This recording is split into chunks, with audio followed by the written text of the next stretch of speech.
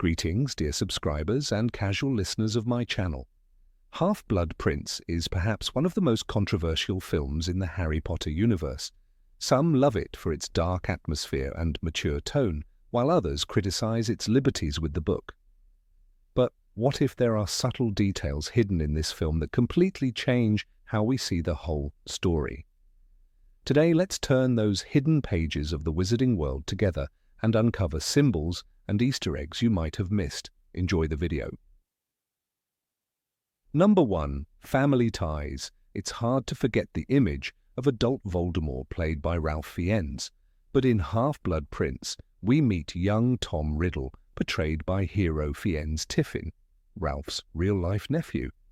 The casting choice brings a smile since they genuinely share some features. Yet Hero didn't get the role just because of family ties. He actually went through a proper audition and was chosen from many contenders. Number 2. Millennium Bridge. Let's start with one of the most obvious but amusing movie goofs. At the start of the film, Death Eaters unleash chaos on the Muggle world, destroying London's famous Millennium Bridge.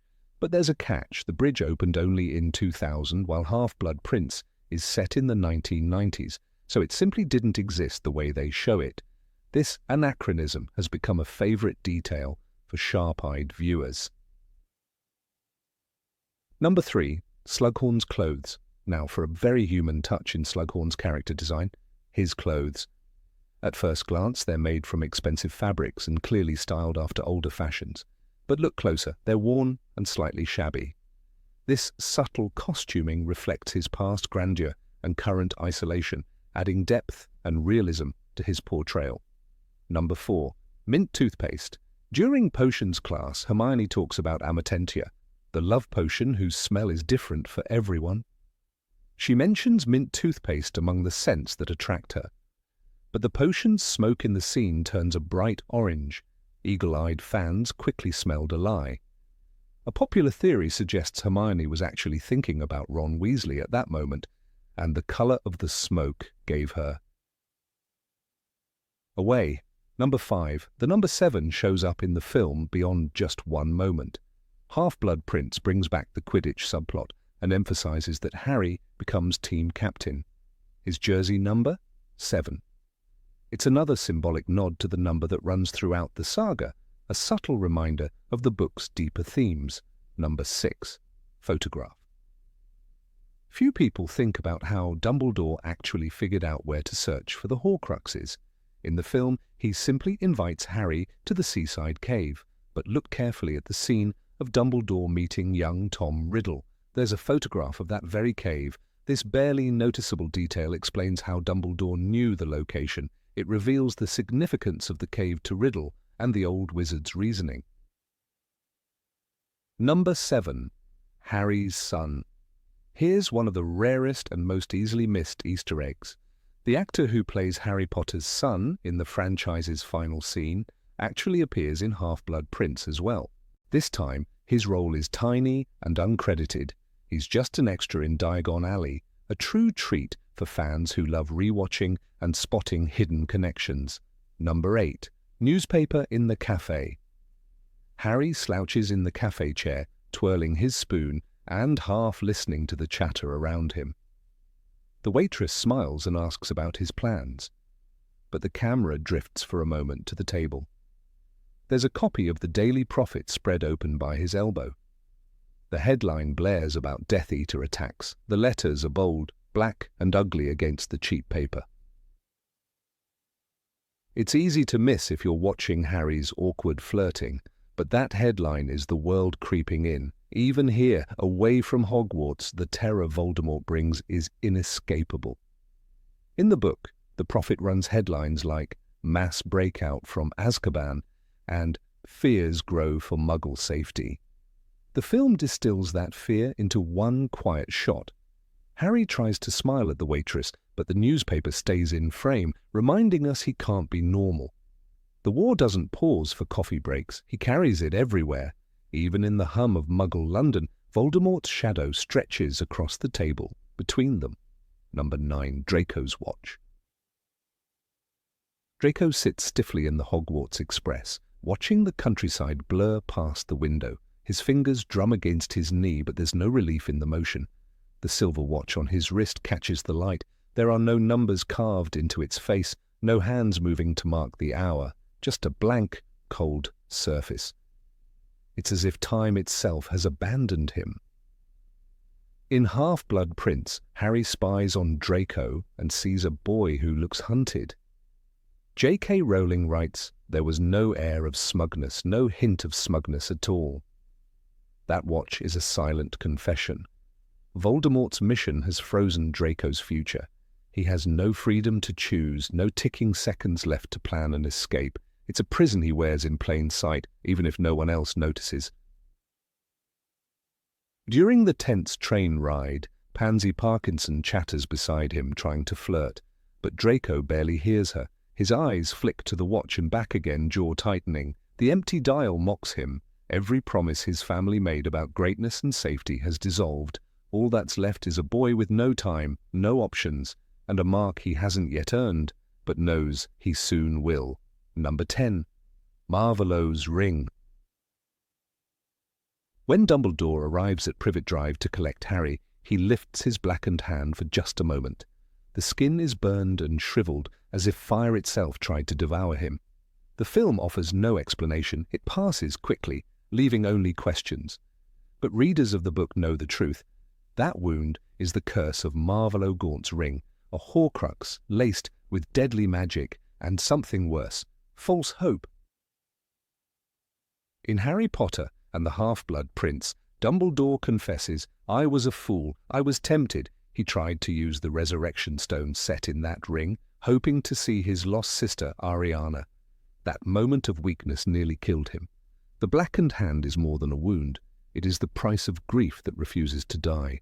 Even as headmaster, even as the greatest wizard of his age, Dumbledore is human enough to want one last glimpse of family. Throughout the film, he hides that hand in his sleeve. He gestures with the other, but when he drinks the poison in the cave, his injured fingers shake. That single, ruined hand speaks louder than any words. It reminds us that behind his calm eyes is a man marked by regret. No spell can heal it, no wisdom can undo it. And for Harry, watching closely, it is the first real clue that even Dumbledore cannot escape the cost of loving too much. Number 11. Phoenix Song. After Dumbledore's body falls from the tower, Hogwarts freezes in grief. Students and teachers gather around him in silence. The camera sweeps over their faces, lit by wands raised high. But in the quiet, there is a sound almost too soft to notice. A single, mournful note floats through the night. It is Fawkes, Dumbledore's phoenix, singing his last farewell. His song carries above the dark lake, thin as breath, breaking the silence without words. In the book, Rowling writes, Fawkes's lament was a strange mixture of music and human speech. It was Dumbledore's voice speaking an enormous consolation to the grief-stricken crowd. The film chooses not to make it clear. There is no dialogue about the sound. No one says Fawkes's name. Instead, the director leaves it as an ache in the background, an invisible companion to Harry's tears. The song becomes part of the air itself. Harry stands over Dumbledore's body, clenching the locket in his hand. He hears the Phoenix song, but he doesn't move. It is the last gift Fawkes can give, comfort without promise. Viewers who notice it feel the same chill Harry does. They understand this death is final, the headmaster is gone. And the creature who could heal wounds and carry heavy loads will fly away, leaving Hogwarts to its own strength. Number 12. Name in the textbook. Harry grabs the battered old potions book from the shelf without thinking. The cover is scuffed, pages curling with age. Inside, a name is written in dark ink. This book is the property of the Half-Blood Prince. The letters lean forward, thin and sharp. It's easy to miss at first, but the writing matches the same spidery style we see in Snape's notes during the pensive scenes. When Harry and Sirius look at Snape's childhood insults etched on the Hogwarts wall, the words crawl in that same narrow, angry hand. In the film, the camera lingers just long enough for the eye to catch it. That matching script is the first real clue. It tells us the prince isn't some mysterious ancient wizard, but someone Harry knows. The handwriting is a hidden signature. In the book, Hermione warns Harry, "You've got no idea whose book that was." But the audience can guess if they remember Snape's writing. It's a breadcrumb trail laid by the director, daring sharp-eyed fans to solve the puzzle early. Snape's handwriting itself becomes a character. It's angry, impatient, brilliant. Instructions crammed into the margins, crossing out Slughorn's sloppy methods. "Crush with blade, not pestle," the note commands. It's his voice on the page. It's the same cold precision he uses in occlumency, the same clipped fury he unleashes on Harry in class. The script is so distinctive, it can't belong to anyone else. By the time Snape snarls, "I am the half-blood prince," the audience has seen the truth all along. The handwriting was confession in plain sight. It shows how Snape can't help leaving pieces of himself behind, even as he hides everything else. For Harry, the book is power and danger. For Snape, it's a memory of the boy he once was, the boy who signed his secrets in ink he thought no one would ever read. Number 13. Slughorn's Trophy Cabinet. Slughorn's office is no ordinary classroom. When Harry steps in for the first Slug Club gathering, the camera lingers on shelves crowded with treasures, gleaming silver, crystal vials, and a particular gold cup that catches the eye. It sits in the corner like a silent witness. Fans with sharp eyes recognize its shape. It looks eerily like Helga Hufflepuff's cup, one of Voldemort's Horcruxes that Harry and Hermione will hunt in the final book. Rowling writes, "A small golden cup with finely wrought handles," describing it in Deathly Hallows. Here in Slughorn's study it becomes an ominous foreshadowing. Slughorn himself fusses over his guests, handing out crystallized pineapple and wine. He boasts about connections with famous witches and wizards, but the camera keeps returning to that cup, reflecting candlelight in cold glimmers. It's a silent reminder of his past. Slughorn once told a boy named Tom Riddle about Horcruxes, about splitting the soul. "I don't know anything about Horcruxes," he later protests to Harry in the book, but he lies. He knows everything. Harry watches him carefully, realizing that all these trophies are a testament to Slughorn's greatest weakness: vanity, pride, collecting talented students like prized objects, just as Voldemort collected Horcruxes. That golden cup is more than a prop. It's a visual echo of the monster Slughorn helped create, even if he never meant to. "It was a mistake," Slughorn admits, voice breaking. But the damage was done. The filmmakers understood this haunting guilt. By placing the cup in his office, they gave us a glimpse of his shame before he speaks a word. The detail is easy to miss on first viewing, buried among glittering curiosities. But it's there to remind us Horace Slughorn didn't cast the killing curse. He didn't create the Horcrux, but he handed Tom Riddle the knowledge that made it possible. And some sins live forever in the room where you keep your trophies. Number 14. Dark shapes on the Millennium Bridge. As the Millennium Bridge buckles and tears apart in Half-Blood Prince, dark twisting shapes coil through the London sky. Many viewers might dismiss them as swirling smoke or heavy storm clouds, but these are the Death Eaters themselves, transformed into black, vaporous torrents. It's their trademark way of travelling, distinct from the familiar crack of apparition used by Dumbledore or the members of the Order of the Phoenix. When Bellatrix Lestrange sweeps over the Thames in a twisting cyclone, you can feel the raw, inhuman menace that sets her apart from any ordinary wizard. J.K. Rowling describes Death Eaters in the books as black shapes twisting and swirling in the air, almost impossible to see clearly.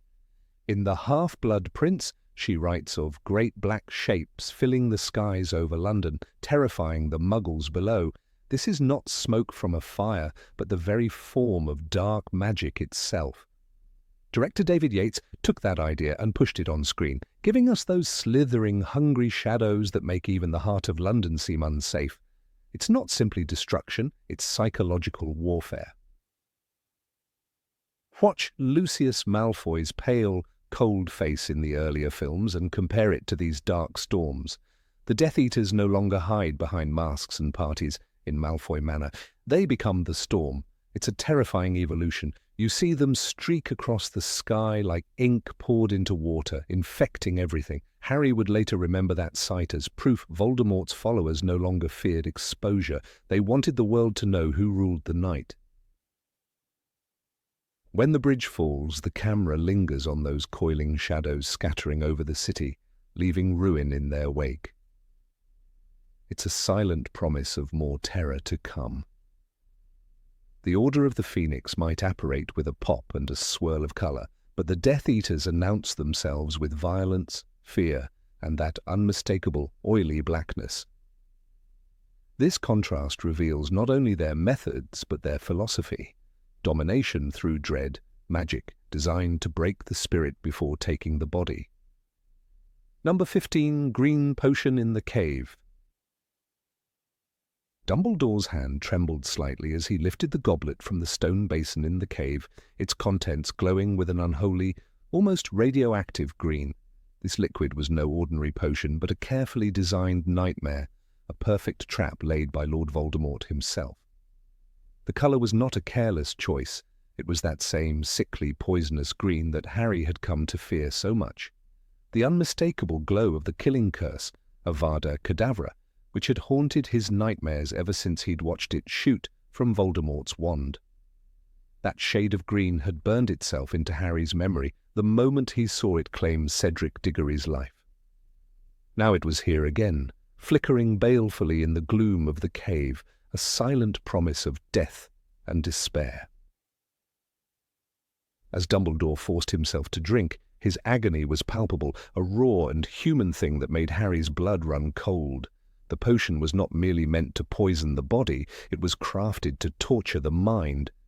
Voldemort, with his mastery of fear, had distilled the very essence of terror and helplessness into liquid form.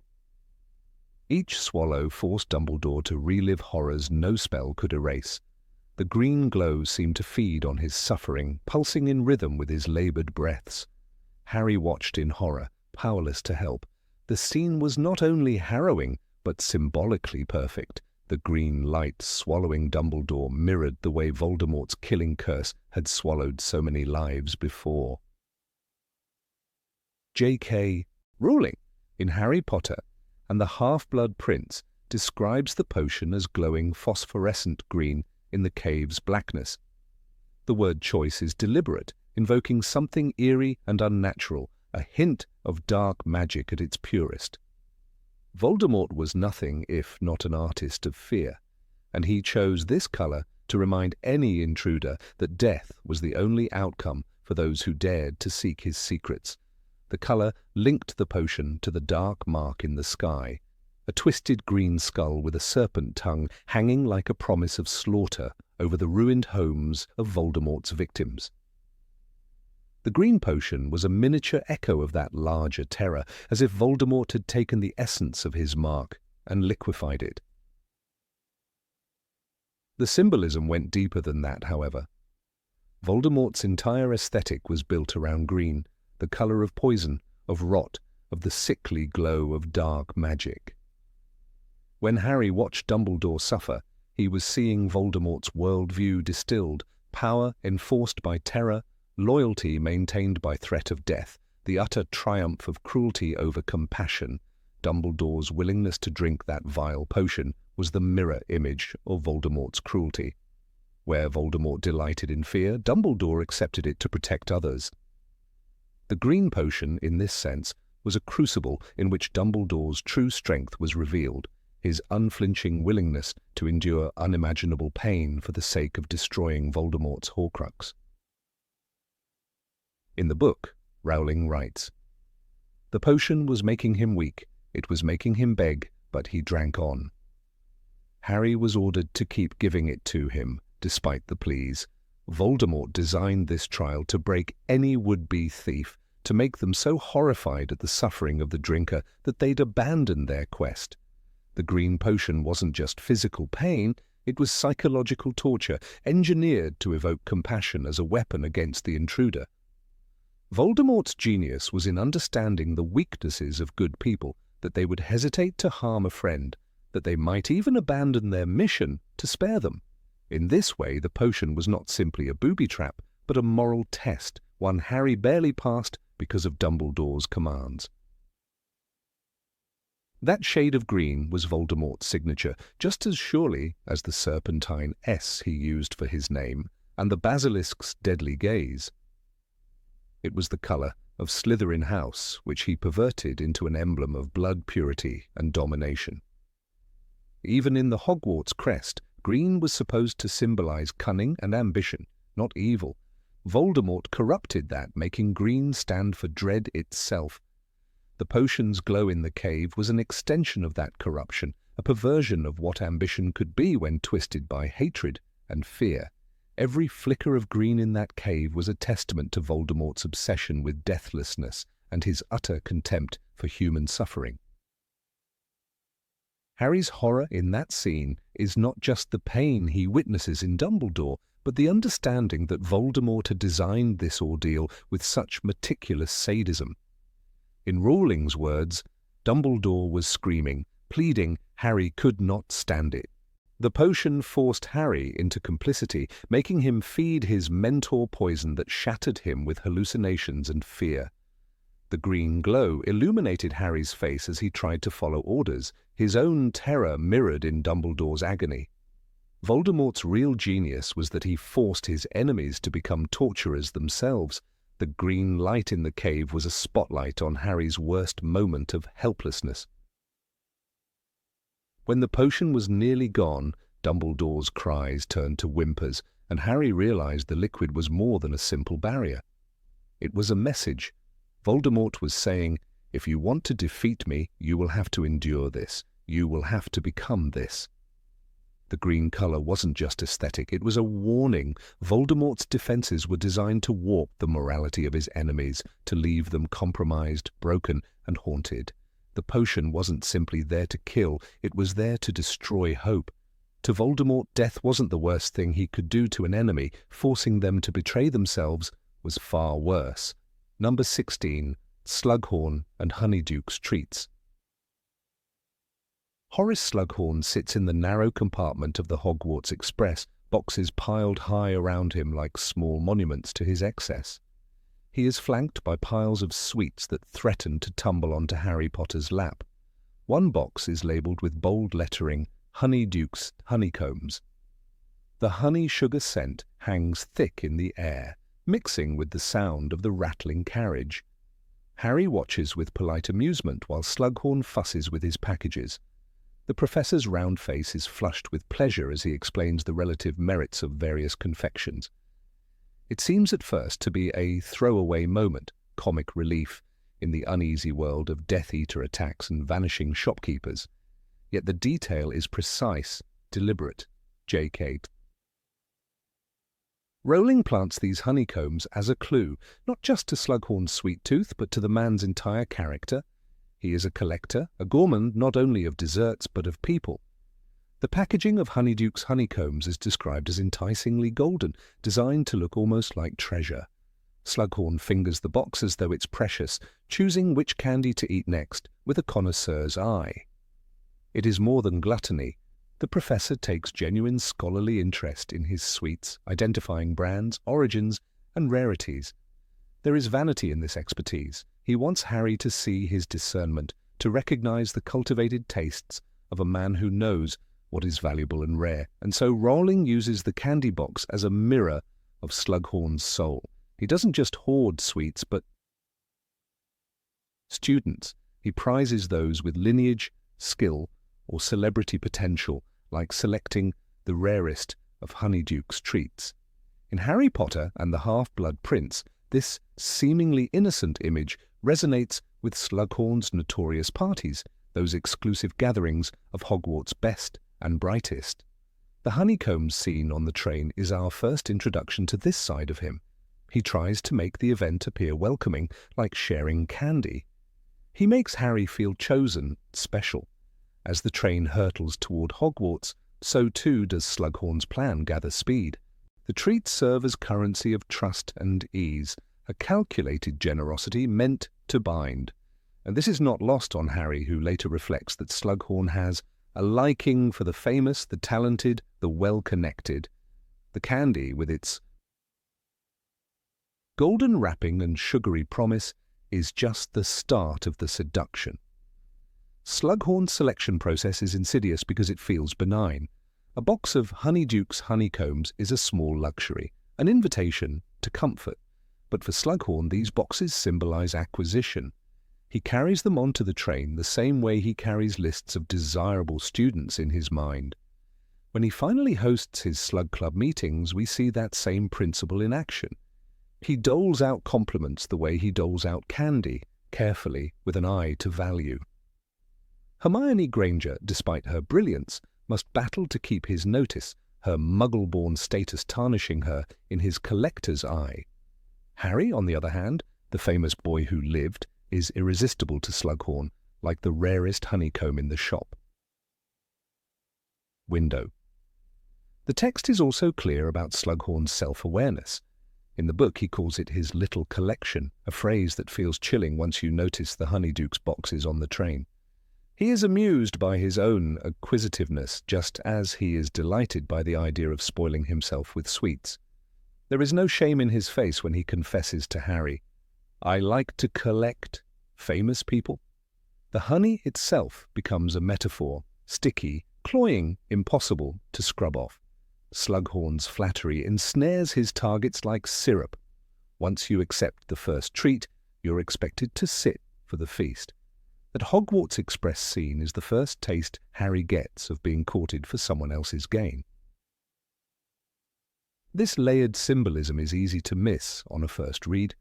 We might think of Slughorn as comic relief, the old professor with a sweet tooth, even Harry does at first, but Rowling never wastes a detail.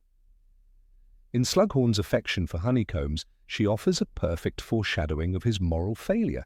This is the man who gave Tom Riddle the knowledge of Horcruxes in exchange for a moment's flattery. His weakness is the same as his hunger, an inability to say no to temptation when it is artfully wrapped. Just as he can't resist a golden box of candy, he can't resist the chance to feel special in a talented student's eyes. Consider the way Rowling describes Slughorn's compartment on the train. It's cluttered, chaotic, but also cozy in a predatory way. He makes a den for himself, a place of indulgence. Harry is invited in, welcomed by the smell of sweets and the warm fire of Slughorn's charisma. It is, in many ways, the same environment he'll later create at his Slug Club dinners. There, too, he offers food and drink as bait. There, too, he gathers them close, making them feel chosen. The honeycombs in this first scene are a trial run of the entire dynamic. Harry senses the invitation, but doesn't immediately see the cost. The motif of the honeycombs also connects to Slughorn's understanding of value. He doesn't just want any student, he wants the best. The honeycombs are a specialty sweet, a step above the ordinary chocolate frogs or Bertie Bott's every flavour beans.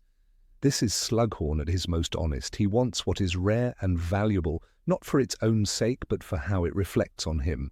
His pride is in his collection's prestige, not in any real mentorship or generosity. When Harry confronts him about his role in Voldemort's rise, Slughorn's horror is as much about being implicated as it is about the consequences of his generosity. Number 17. Draco's Family Ring. The dimly lit corridors of Hogwarts in Harry Potter and the Half-Blood Prince create an atmosphere of creeping dread that seems to cling to every stone. In the midst of this gloom, there's a detail so subtle it might elude a first-time viewer. The ring on Draco Malfoy's pale, restless hand. The camera lingers on it for mere seconds, catching the way the cold light glints off its polished surface. It's not a flamboyant piece of jewelry, but a slim, ancient band whose very simplicity suggests age and lineage. This ring is no mere ornament. It is a Malfoy heirloom, a symbol of the family's unbroken line of pure-blooded wizards who have always prized their heritage above all else. And in those stolen glimpses, that symbol becomes a bitter irony, a silent testament to Draco's fall from the security of that bloodline into a terrifying, humiliating servitude. Draco, once so proud of his ancestry, wears this ring almost as a declaration of who he is meant to be. The Malfoys have always considered themselves above the rest of wizarding society, pure in blood and elite in power. Narcissa and Lucius Malfoy raised Draco to see this status as unassailable, something that would protect him even in dark times. But as Dumbledore himself warns in Half-Blood Prince, the protection of blood means little when Voldemort has chosen you for his own purposes. The ring, gleaming like a shackle, is both proof of Draco's heritage and a cruel reminder that this heritage has become his. Prison. He cannot choose to remove it, just as he cannot refuse the Dark Lord's orders. When the book describes Draco at Madame Malkin's shop, sizing up Harry with the usual venom, there is still that sense of brittle pride. "You'll be wearing mine one day, Potter." Draco is obsessed with legacy and power, convinced that blood purity entitles him to triumph. Yet by the time he stands in the room of requirement repairing the vanishing cabinet, the ring on his finger seems to weigh him down. It's a legacy that has led him not to victory but to fear. Even his mother's desperate, unbreakable vow with Severus Snape is an admission that the Malfoy line has lost its security, its promise of inviolability. The ring is a chain linking Draco to a family in disgrace, a family trying to survive by delivering Hogwarts itself to Voldemort. Cinematically, the choice to let the camera rest on Draco's hand in low light is deliberate. David Yates understands the language of visual symbolism. The ring is easy to overlook in the darkness of Hogwarts's corridors, just as Draco's terror and vulnerability are easy to miss beneath his sneer and arrogance. In one scene, Draco leans against the sink in the boys' bathroom, staring at his hand as though willing it to be steady. The ring flashes as his knuckles tighten. He has no mastery here, no control. The Malfoy line that boasted of pure blood superiority now provides no shield against the task of murdering Albus Dumbledore. The ring glitters with silent mockery. This is what your pride has bought you. There's something unmistakably tragic in the image of Draco alone in the room of requirement, his wand shaking, the ring on his finger catching the half-light. He is an heir, a scion of one of the richest, most ancient wizarding families, and yet here he is, forced to become a saboteur and a killer. The ring on his hand is a promise of the past that cannot deliver him from the present. As the novel describes, Draco is gaunt, grey, with dark shadows under his eyes. His body betrays the toll of the mission, but it's that ring that most damningly betrays the hypocrisy of the pure blood ideal. It signifies belonging to a family that has pledged its future to a half-blood Dark Lord and his army of Muggle-born murderers.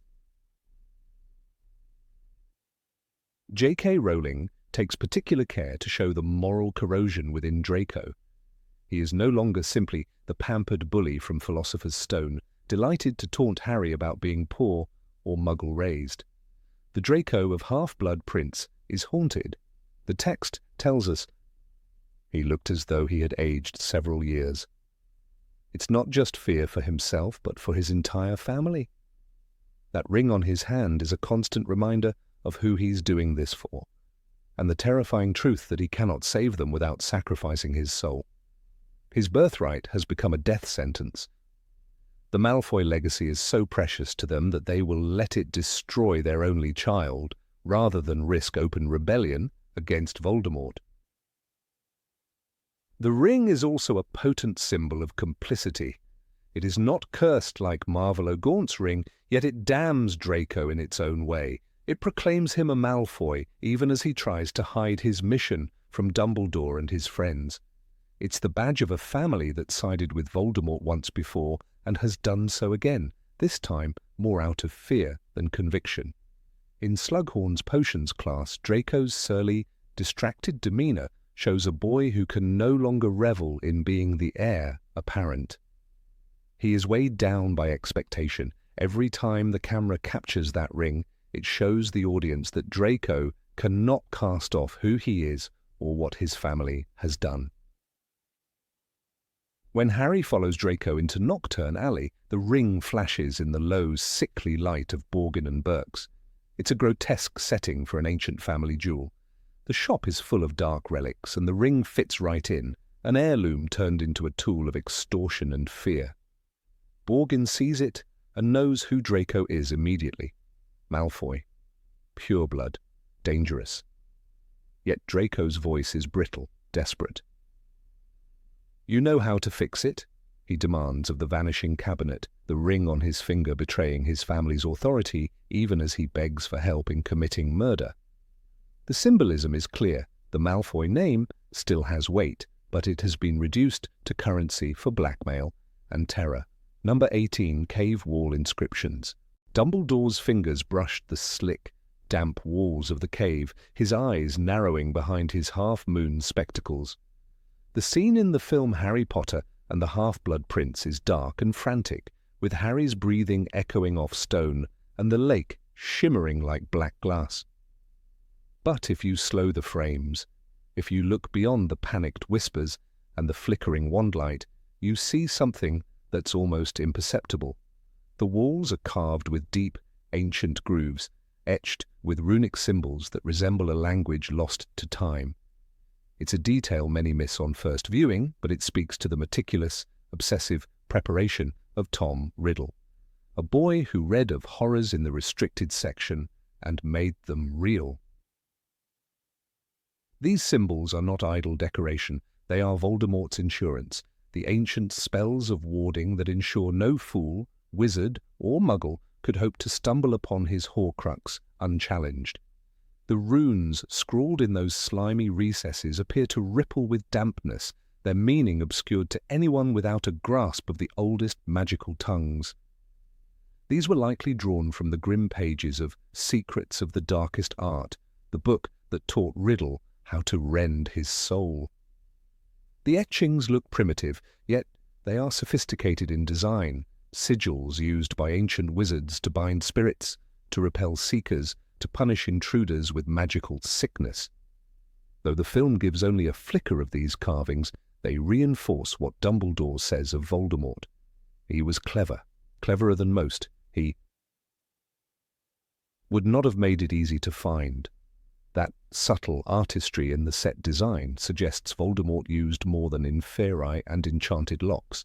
He trusted old black languages, and the symbols show his desire to merge with something primeval, predating Hogwarts itself. The effect is chilling precisely because of its subtlety. A careless observer sees only slime and jagged rock, but beneath the wet sheen of the cave wall lies evidence of an intellect honed to cruelty. It suggests that even before splitting his soul, Tom Riddle had a ritualist's eye, the patience to etch and empower each mark over weeks, perhaps months. When Dumbledore and Harry enter that suffocating cavern, they do so blind to layers of protection not revealed by the potion in the basin.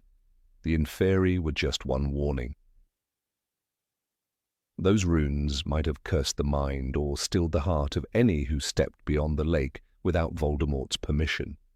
The moment the camera pans too quickly to catch them, we realize how many threats Harry never even faced because Dumbledore was there. These symbols fit seamlessly into the mythology ruling built in the books, where old magic is sometimes stronger than wandwork. Consider the cave's entrance, which requires blood sacrifice to open, a form of binding magic older than incantations. Voldemort's cave is less a room than a ritual site, with every element, blood, water, symbols, corpses, chosen for maximum terror. He did not rely on brute force alone, but curated an experience designed to repel even the most determined thief. This potion might paralyze me, might make me Forget why I'm here. Might cause me so much pain I beg for release, Dumbledore warns Harry. Yet even that warning ignores the layered spells inscribed all around them. Voldemort wanted his Horcrux to stay hidden forever, and these symbols are testament to his reverence for ancient, vile magic that modern wizards barely understood. One might wonder what precisely these runes said. Though Rowling never specifies in the text, the visual storytelling hints they are curses of repulsion, fear, and forgetfulness, like a magically enforced taboo. In Deathly Hallows, Voldemort uses taboo magic to track anyone saying Voldemort, which shows he favoured language-based traps. It is plausible that in the cave his runes worked similarly, turning back intruders, dissolving memory of the passage, sowing terror that would make even a Death Eater flee screaming. Such magic requires study and sacrifice, and Riddle was always willing to pay the price. In Half-Blood Prince, Slughorn says he was obsessed, wild ideas about immortality. Those markings prove it was more than an idea. It was a plan executed with obsessive detail. For Harry, the cave feels alive. Every sound echoes unnaturally, the water moves without wind, and the walls seem to sweat menace. But the carvings are the clearest evidence of a conscious will at work. They are not the work of nature, but of a human so twisted he became something else entirely. Riddle's immersion in ancient languages, learned at Hogwarts or beyond, allowed him to create these defenses. He was not content to be merely powerful, he wanted to master the art of terror. His obsession with the Founders, with Salazar Slytherin's legacy, is echoed here. Just as the Chamber of Secrets bore Parseltongue markings, the cave bears these runes, symbols of Voldemort's attempt to make himself part of the old, dark tradition of wizarding supremacy. It is telling that even Dumbledore shows signs of respect for these protections. He is cautious, almost deferential, as he moves through the cave. When he demands Harry obey him no matter what, it is not only the potion he fears. He knows Voldemort, knows the boy he taught, and knows the arrogance that would have led him to layer protections in multiple ways. As the headmaster says, Voldemort is not accustomed to failure. These carvings are part of the reason why. They show his refusal to underestimate any enemy, even Dumbledore himself. Their presence is a taunt. If you've come this far, you've only begun to suffer. These details matter because they reveal Voldemort as a scholar of the grotesque. He was not the sort of dark wizard who relied on brute force or fear alone. He studied, experimented, refined his craft. In Slughorn's words, he was the most brilliant student Hogwarts ever saw. The runes carved into the cave are proof of that brilliance, but twisted into something foul. Like a Renaissance anatomist who dissects corpses for knowledge, Voldemort dissected magic itself, peeling away ethical limits to find new ways to secure his goals.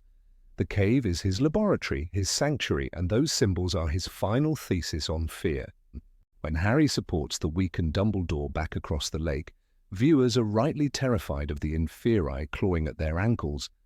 But it is the walls that deserve attention too. For they watch the intruders, mark them, perhaps even judge them unworthy. Their presence turns the entire space into a dark temple, a sanctum of Voldemort's soul. It is not just a hiding place, but a testament to his philosophy. Voldemort believed in his own godhood, in mastery over life and death, and these symbols are his scripture, carved in the language of curses and blood. There is a moment, easy to miss, when the camera glides along the wall as Dumbledore conjures fire against the inferi. The flames roar and the symbols catch the light for just an instant. In that brief flicker, they seem to writhe. This is no accident of design. The filmmakers understood that this cave was meant to be more than a physical space. It was a mindscape of Voldemort's fears, ambitions, and delusions of immortality. The walls are an extension of him, just as the Horcrux within the basin is a piece of his soul. Every rune is a whisper of his madness and his method. Consider, too, that these symbols are consistent with Voldemort's other known protections. The diadem in the Room of Requirement is hidden with fiend-fire-level curses and concealment charms. The Hufflepuff cup in Bellatrix's vault is protected by Gemino and Flagranti curses. He does not simply hide, he encases. He weaponizes ancient magic so thoroughly that even Gringotts cannot break it. The cave's runes fit perfectly into this pattern. They are his signature. Just as an artist signs his work, Voldemort leaves these symbols to say, "I was here. No one will take this from me." Even the notion of runic curses has precedent in the larger wizarding world. In the tales of Beedle the Bard, Dumbledore's notes speak of ancient magic surviving in folk stories. The idea that Voldemort would exploit these traditions makes perfect sense. He would have scoured old texts, cracked the language of dead wizards, stolen their secrets. His reliance on such magic is not the sign of a crude villain, but of one who respected the old ways enough to pervert them. These carvings are his homage to the ancients, a tribute paid in fear. For Harry, there is no time to study these symbols. His mission is too urgent, the danger too immediate, but that is the genius of Voldemort's design. He counted on haste. He expected that any would-be thief would be so busy fighting inferi, saving a dying companion, and escaping drowning that they would not see the deeper layers. Even Dumbledore, for all his wisdom, knows they cannot spare the time to read the walls. Voldemort's true brilliance is that he layered threats so effectively no one could address them all at once. One can imagine that after returning to Hogwarts, Harry might lie awake, remembering that cave, replaying the journey in his head. Maybe he would recall the slick, strange symbols and shiver at the thought that they might have been watching him. It is a reminder that Voldemort was never merely a Dark Lord waving a wand. He was an architect of fear, a scholar of ancient evil. And those carvings remain one of the most haunting testaments to that legacy, a warning carved in stone for anyone who dares to follow. Number 19, Borgin and Burkes' window. When Draco Malfoy slips into Borgin and Burkes in Harry Potter and the Half-Blood Prince, the camera seems to follow the obvious path, the vanishing cabinet, ominous and battered, which later becomes the linchpin of Hogwarts' breach. Yet for those who choose to look closer, the dusty window display of this foul establishment tells its own story, a quiet but powerful foreshadowing of dark connections and Voldemort's sinister influence over the wizarding world. Behind the glass, there is a glimmer of silver, a cruelly fashioned hand that resembles the one Voldemort gifts Peter Pettigrew, an unspoken reminder of servitude and betrayal. This subtle visual cue is easy to miss on first viewing, but once noticed, it roots the scene in the dread of what's to come, linking the shop directly to the Dark Lord's web of influence and cruelty. Borgin and Burkes is no mere curiosity shop, but a bazaar of horrors steeped in malevolent history, and its windows are crammed with the kind of twisted artifacts only the desperate or the corrupted would desire. J.K. Rowling describes it as a shop that made Harry feel more uncomfortable than any other place in Knockturn Alley, cluttered with cursed objects that whisper of the store's role in aiding dark wizards over generations.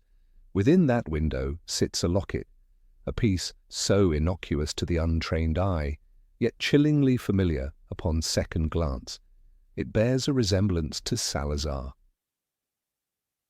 Slytherin's locket, the very Horcrux that would later test Ron Weasley's loyalty and torment Harry with Voldemort's poisonous thoughts.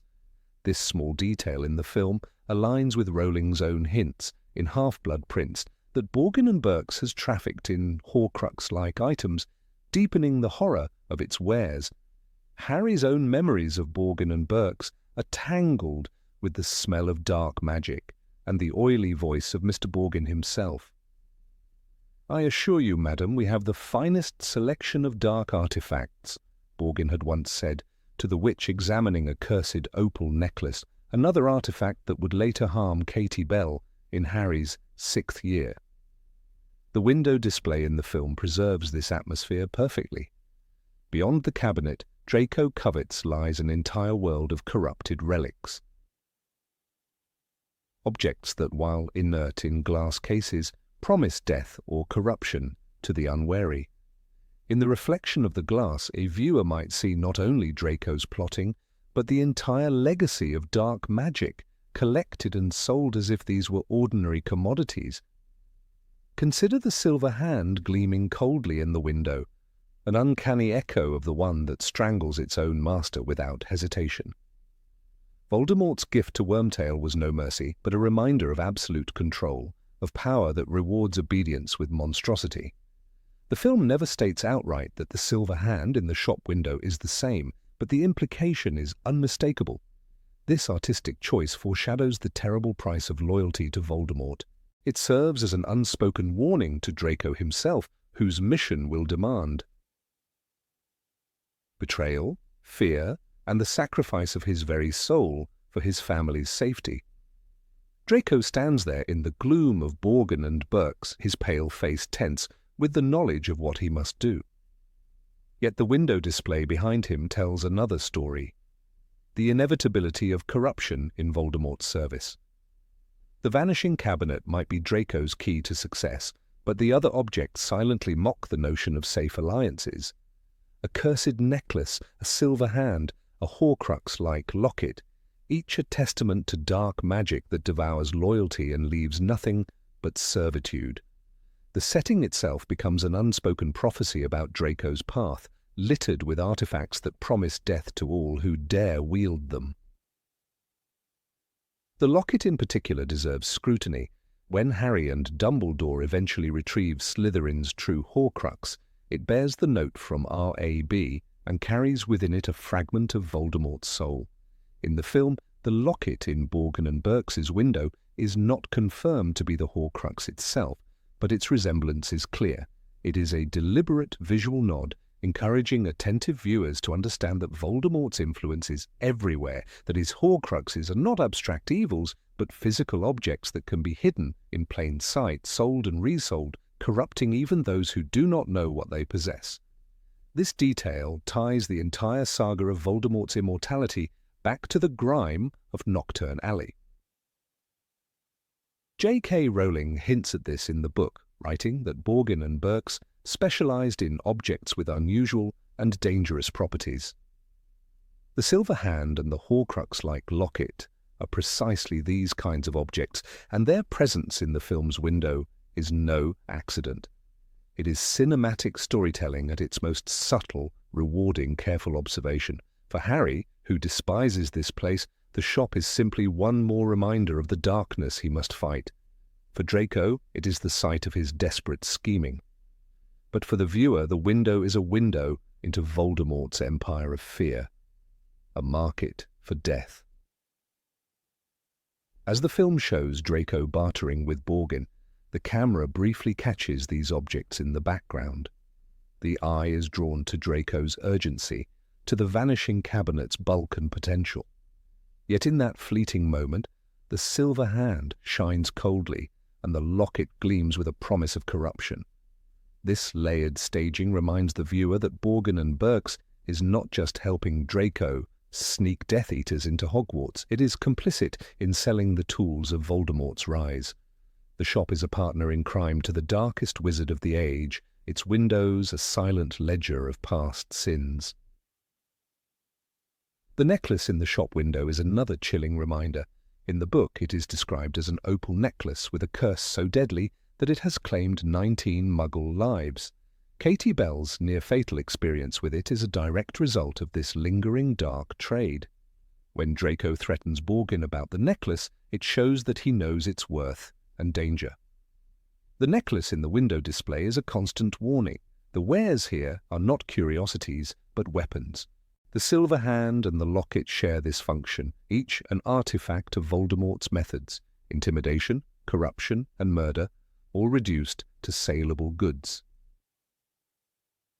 One must consider the artistry behind placing these objects in the window.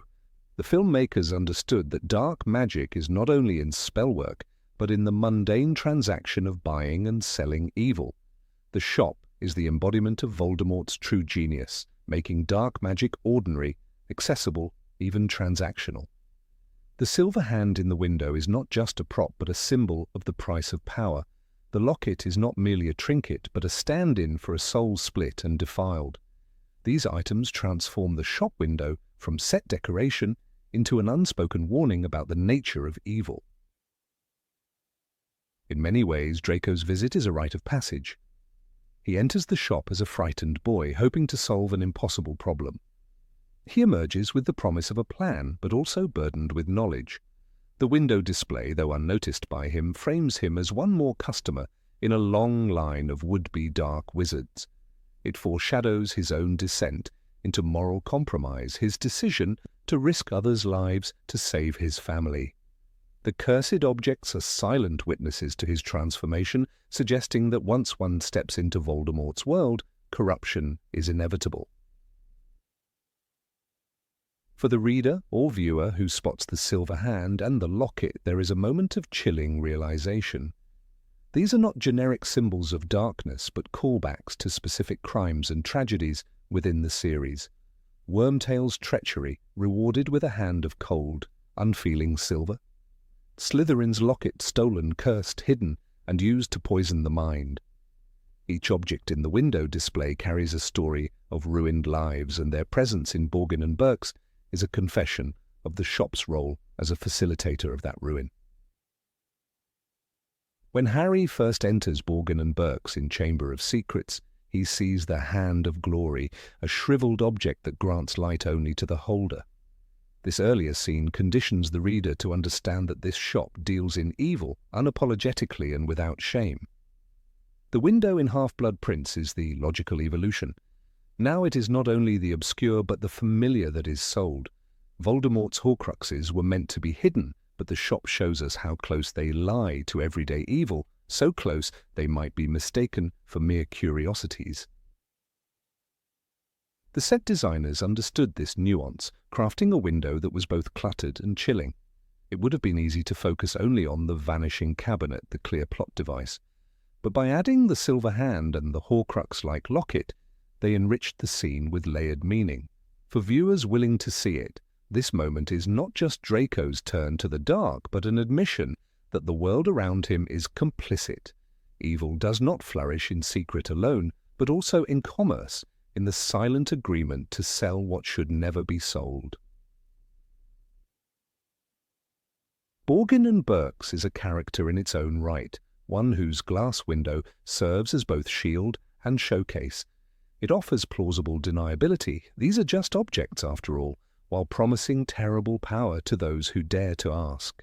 The silver hand and the locket are more than Easter eggs for dedicated fans. They are narrative anchors linking Draco's desperate bargain to Voldemort's broader legacy of horror.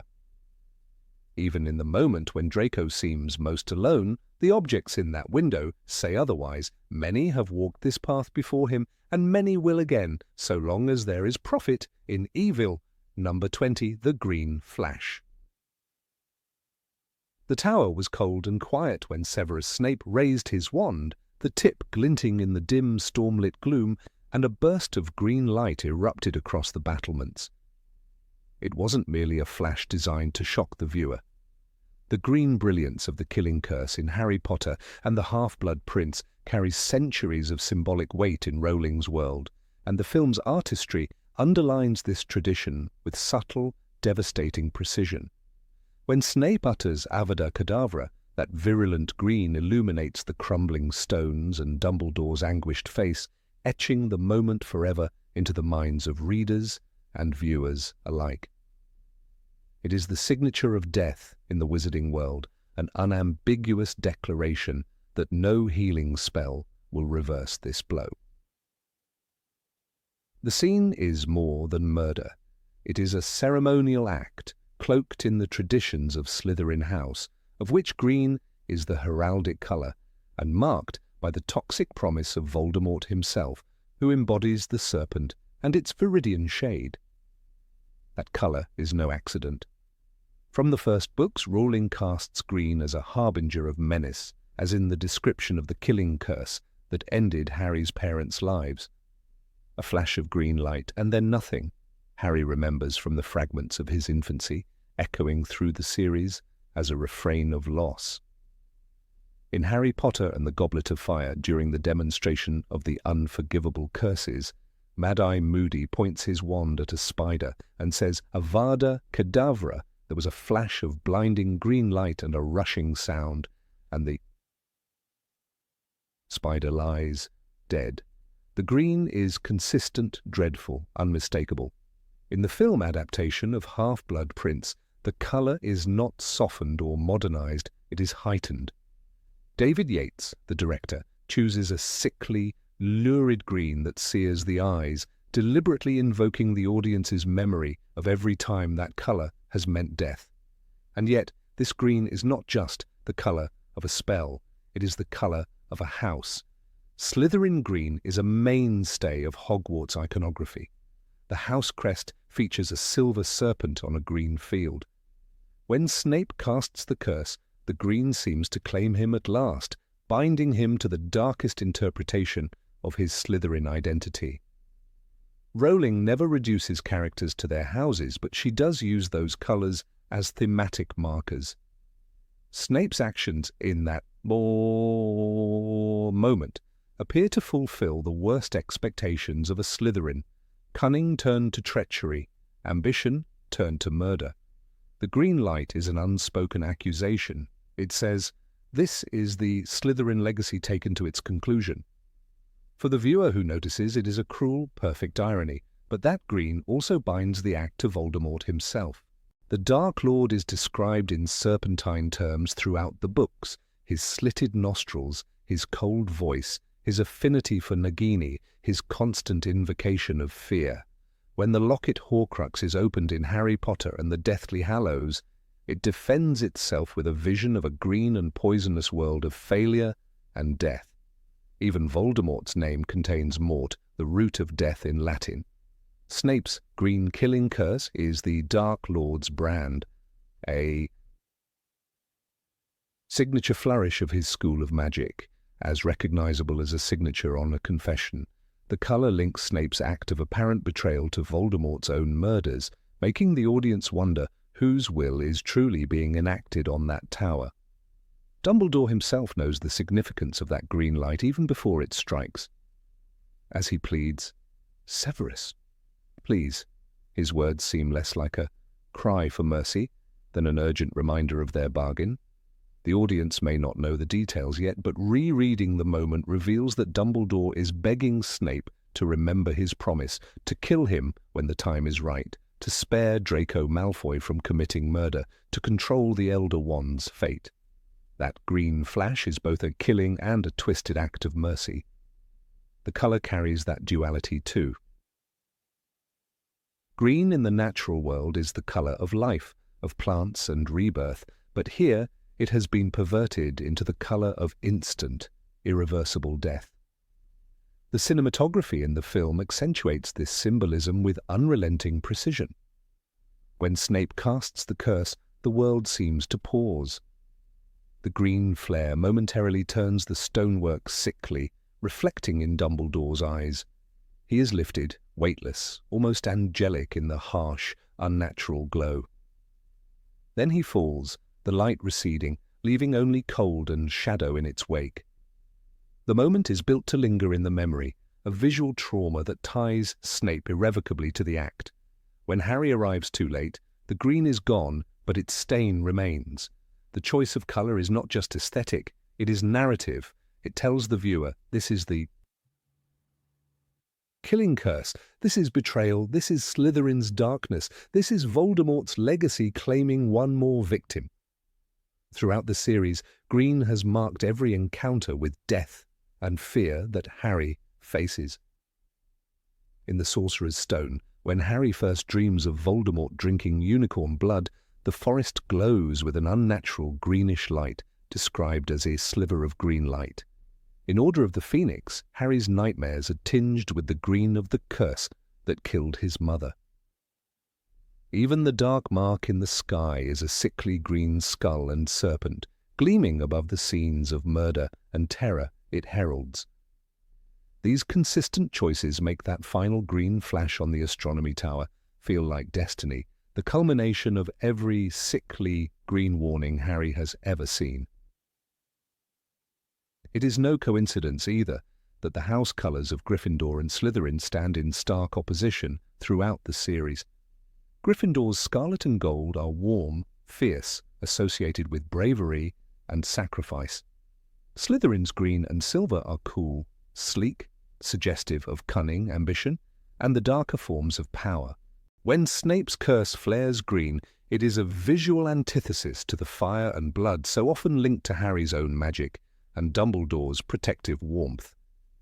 Even Fawkes, the phoenix who has healed Harry in the past, sings a lament from somewhere in the castle, a creature of fire and gold, unable to prevent this green snuffing blow. Readers may also recall that green is one of the colours of Harry's own eyes, a detail Rowling emphasises repeatedly. "You have your mother's eyes," characters say throughout the series, and Harry's green eyes link him to Lily Potter's sacrifice, the antithesis of Voldemort's killing magic. Lily's death was marked by the same green light, but her love transformed its meaning, protecting Harry, breaking Voldemort's power. In Snape's final act, the green is unredeemed, untransformed. It is raw killing. It is the curse that Snape must bear on his soul. It is also, cruelly, the colour of the eyes he has always loved and lost, a reminder that what he does is for Lily, but also against everything she stood for. Snape himself is defined by these contradictions. The green flash on the tower is both his crime and his penance. The colour is the mark of Slytherin, the mark of Voldemort, but also the colour of Lily's eyes, the reason he chose to join Dumbledore's cause in the first place. When readers learn the truth in Deathly Hallows, they realise that the green light was Snape's fulfilment of a promise made in desperation and grief. He had sworn to protect Draco's soul, to carry out the murder himself, to spare a boy from becoming a killer. The green light brands him a murderer in Harry's eyes, but the truth is darker and sadder. It brands him a man who damned himself to keep his word. The filmmakers exploit this tragedy by refusing to dilute the moment's horror. The sound design underscores the silence that follows the curse, making Dumbledore's fall seem eternal. The green flash is brief but searing, a wound on the viewer's retina. When the Death Eaters flee, the light has fled with them, leaving Hogwarts darker than before. The next morning, the castle is draped in mourning, the sky iron-grey, as if the green of life has been leached from the world entirely. The symbolism is consistent and merciless. In the broader mythology of the series, green is also a colour of jealousy, envy, and guarded secrets. The Slytherin common room is described in Chamber of Secrets as being lit by greenish lamps, its windows looking out onto the depths of the lake, casting an eerie submarine pallor over everything. It is a house that prizes cunning and hidden motives, and Snape's final act is rife with secrecy and double meaning. To the world, he is the murderer. To Dumbledore, he is the redeemer. To Harry, for years, he is the betrayer. That green light is the lie and the truth at once. This duality makes the moment uniquely powerful. It is not a simple act of evil, it is the culmination of a plan hatched in desperation, intended to save lives at the cost of a single one. Dumbledore himself understands this bargain, instructing Snape in Half-Blood Prince, "You must kill me." The reader discovers that line only later in Deathly Hallows, reframing the murder entirely. But in the moment itself there is no hint of that mercy. There is only the green of the curse, cold and absolute. The tragedy is that even Snape's heroism must wear the mask of Voldemort's cruelty. The green flash on the tower, then, is not merely the killing curse at work. It is a symbol that compresses centuries of wizarding tradition, the fraught heritage of Hogwarts houses, and the personal heartbreak of the series' most complicated character. When Snape casts the curse, he becomes everything he hates about himself, and everything he has promised to be. The green light is the last thing Dumbledore sees, and it is the last mark Snape leaves on the world before Harry finally understands him. That understanding is hard-won. It is purchased with the loss of innocence, the recognition of moral ambiguity, and the realization that even the brightest magic can be swallowed by green. Number 21, Harry's broken glasses. In the dim corridors of Hogwarts, lit by flickering torches and echoing with whispers of ancient magic, there is a small but telling moment in Harry Potter and the Half-Blood Prince that so many viewers miss at first glance. Harry's round glasses, his signature and constant companion, appear slightly askew and even cracked in one scene. It's the kind of subtle detail you could dismiss as a continuity error or minor prop damage, but it holds a deeper meaning that echoes the whole story's descent into shadow. Throughout the entire series, Harry's glasses are a recurring motif of his vulnerability. They break during Quidditch, in fights, and after falls. Yet in this 6th installment, the break isn't simply comic relief or an accident to be fixed with a quick oculus reparo. It is a haunting metaphor for Harry's breaking world, his shattering innocence, and the irreversible fracture that Dumbledore's death will carve in his life. It is easy to remember the early books where Hermione would quickly mend Harry's glasses with a flick of her wand, a reassuring spell that fixed what was broken. In Philosopher's Stone, on the Hogwarts Express, Hermione says, "Oculus reparo," with bright-eyed confidence, immediately making Harry feel safe and included in the magical world. That moment of repair, of things being fixable, carries the hope of childhood. By the time of Half-Blood Prince, however, the magic can't fix everything anymore. The cracked lenses now stand as stubborn evidence that some breaks cannot be mended. The school itself is no longer the safe haven. Once seemed, Dumbledore, who had always seemed invincible, is vulnerable. Harry himself is no longer shielded from true loss. The slight break in his glasses symbolizes a fundamental break in his worldview. J.K. Rowling uses this imagery deliberately, embedding meaning in the mundane.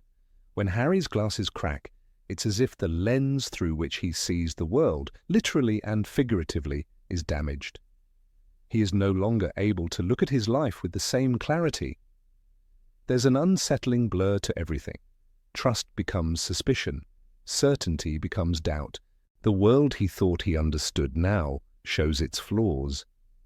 Just as the cracked glass warps what he sees, the truth about Dumbledore's past, about Horcruxes, and about Voldemort himself shatters the neat morality Harry had clung to. He learns that his mentor kept secrets, made questionable decisions, and prepared him for death without full disclosure. The crack in the lens is the crack in the illusion of certainty. One of the most poignant aspects of Half-Blood Prince is Harry's growing awareness of mortality, not abstract danger but the raw finality of death. Earlier, he has seen death, Cedric Diggory's corpse in the graveyard, Sirius falling through the veil. But Dumbledore's death is different. It's personal. It's betrayal within the castle's walls.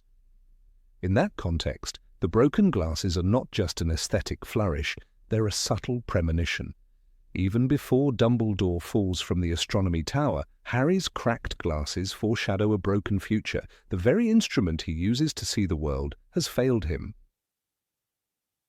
Just as the people he trusts most will soon fail or fall, the symbolism is cruelly precise. Consider the scene at the cave, where Dumbledore drinks the potion protecting Voldemort's Horcrux. Harry watches in horror as Dumbledore begs, whimpers, and screams, "Don't hurt them, please, hurt me instead!" The great wizard is reduced to fear and desperation, his grandeur stripped away. When they return to Hogwarts, Harry feels Dumbledore's weight slumped against him, the old man weakened beyond recognition.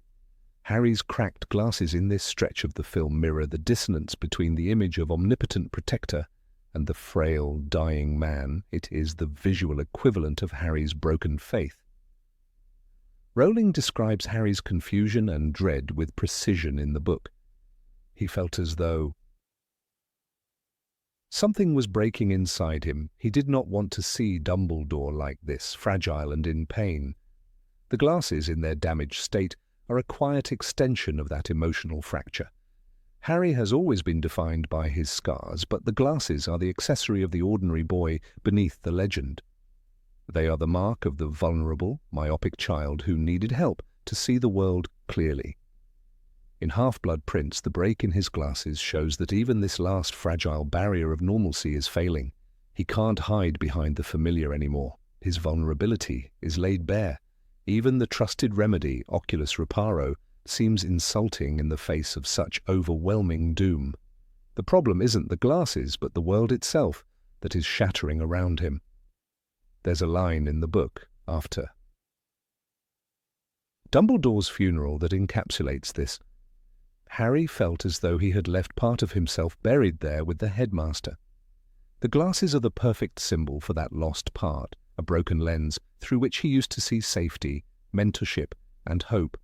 In the wider narrative of the series, the broken glasses become a thread that ties Harry's personal losses to the larger war. He loses Sirius, Dumbledore, Hedwig, Dobby, Fred, all breaks in the fragile framework of love that sustained him. The cracked glasses in Half-Blood Prince are not yet shattered completely, but damaged enough to warn us of what's coming. They are the physical prophecy of greater losses. Just as the lenses splinter but don't fall apart entirely, Harry's heart is wounded but must keep going. He will see through. Cracked glass because he has no other choice. He must fight on with the world forever altered. There is also the mundane truth. Hogwarts is no longer a safe, well-lit boarding school of mysteries solved by clever children. It is becoming a fortress under siege, infiltrated by traitors, stalked by Death Eaters. The broken glasses are the subtle mark of that transformation. Earlier in the series, broken glasses were an inconvenience easily fixed by friends. Now they are a reminder that the school can't protect its own headmaster, let alone Harry. When Draco Malfoy lets Death Eaters into the castle and Snape kills Dumbledore, the crack in Harry's lenses seems to spread over the whole school, a spiderweb fracture across the illusion of security. Ruling never needs to spell this out explicitly. The detail does the work. Even the Half-Blood Prince's textbook, so central to the plot, is a kind of cracked lens. It distorts Harry's learning. It gives him power, but also leads him toward dark magic. He thinks he's seeing clearer than anyone else, but is really looking through the twisted perspective of Severus Snape.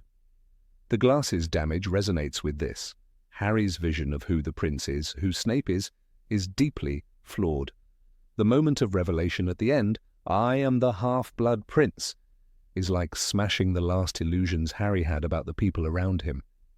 His broken glasses become an unspoken metaphor for his misreading of those closest to him. There's also a heartbreaking domesticity to the glasses. They are such a human thing, so unmagical in their vulnerability. Wizards can fix wands, mend bones, even split their souls, but Harry's glasses keep breaking. It is a constant reminder of his half-muggle heritage, his grounding in the ordinary world. In Half-Blood Prince, as the war between wizard and muggle worlds looms closer, the cracked glasses symbolize the cracking of that boundary. Voldemort is no longer content with hidden terror. His evil is spilling over into both worlds. The glasses damage is like a hairline crack in the walls, separating magic from muggle safety. Even Harry's sense of self is cracking. He is no longer the boy who lived in the childish, heroic sense. He becomes the chosen one who must accept the terrible cost of survival. The glasses show that cost. Imperfect, fragile, scarred. They have seen too much. When he looks through them, he sees loss and betrayal everywhere. When he closes his eyes behind them, the nightmares of what he's witnessed linger.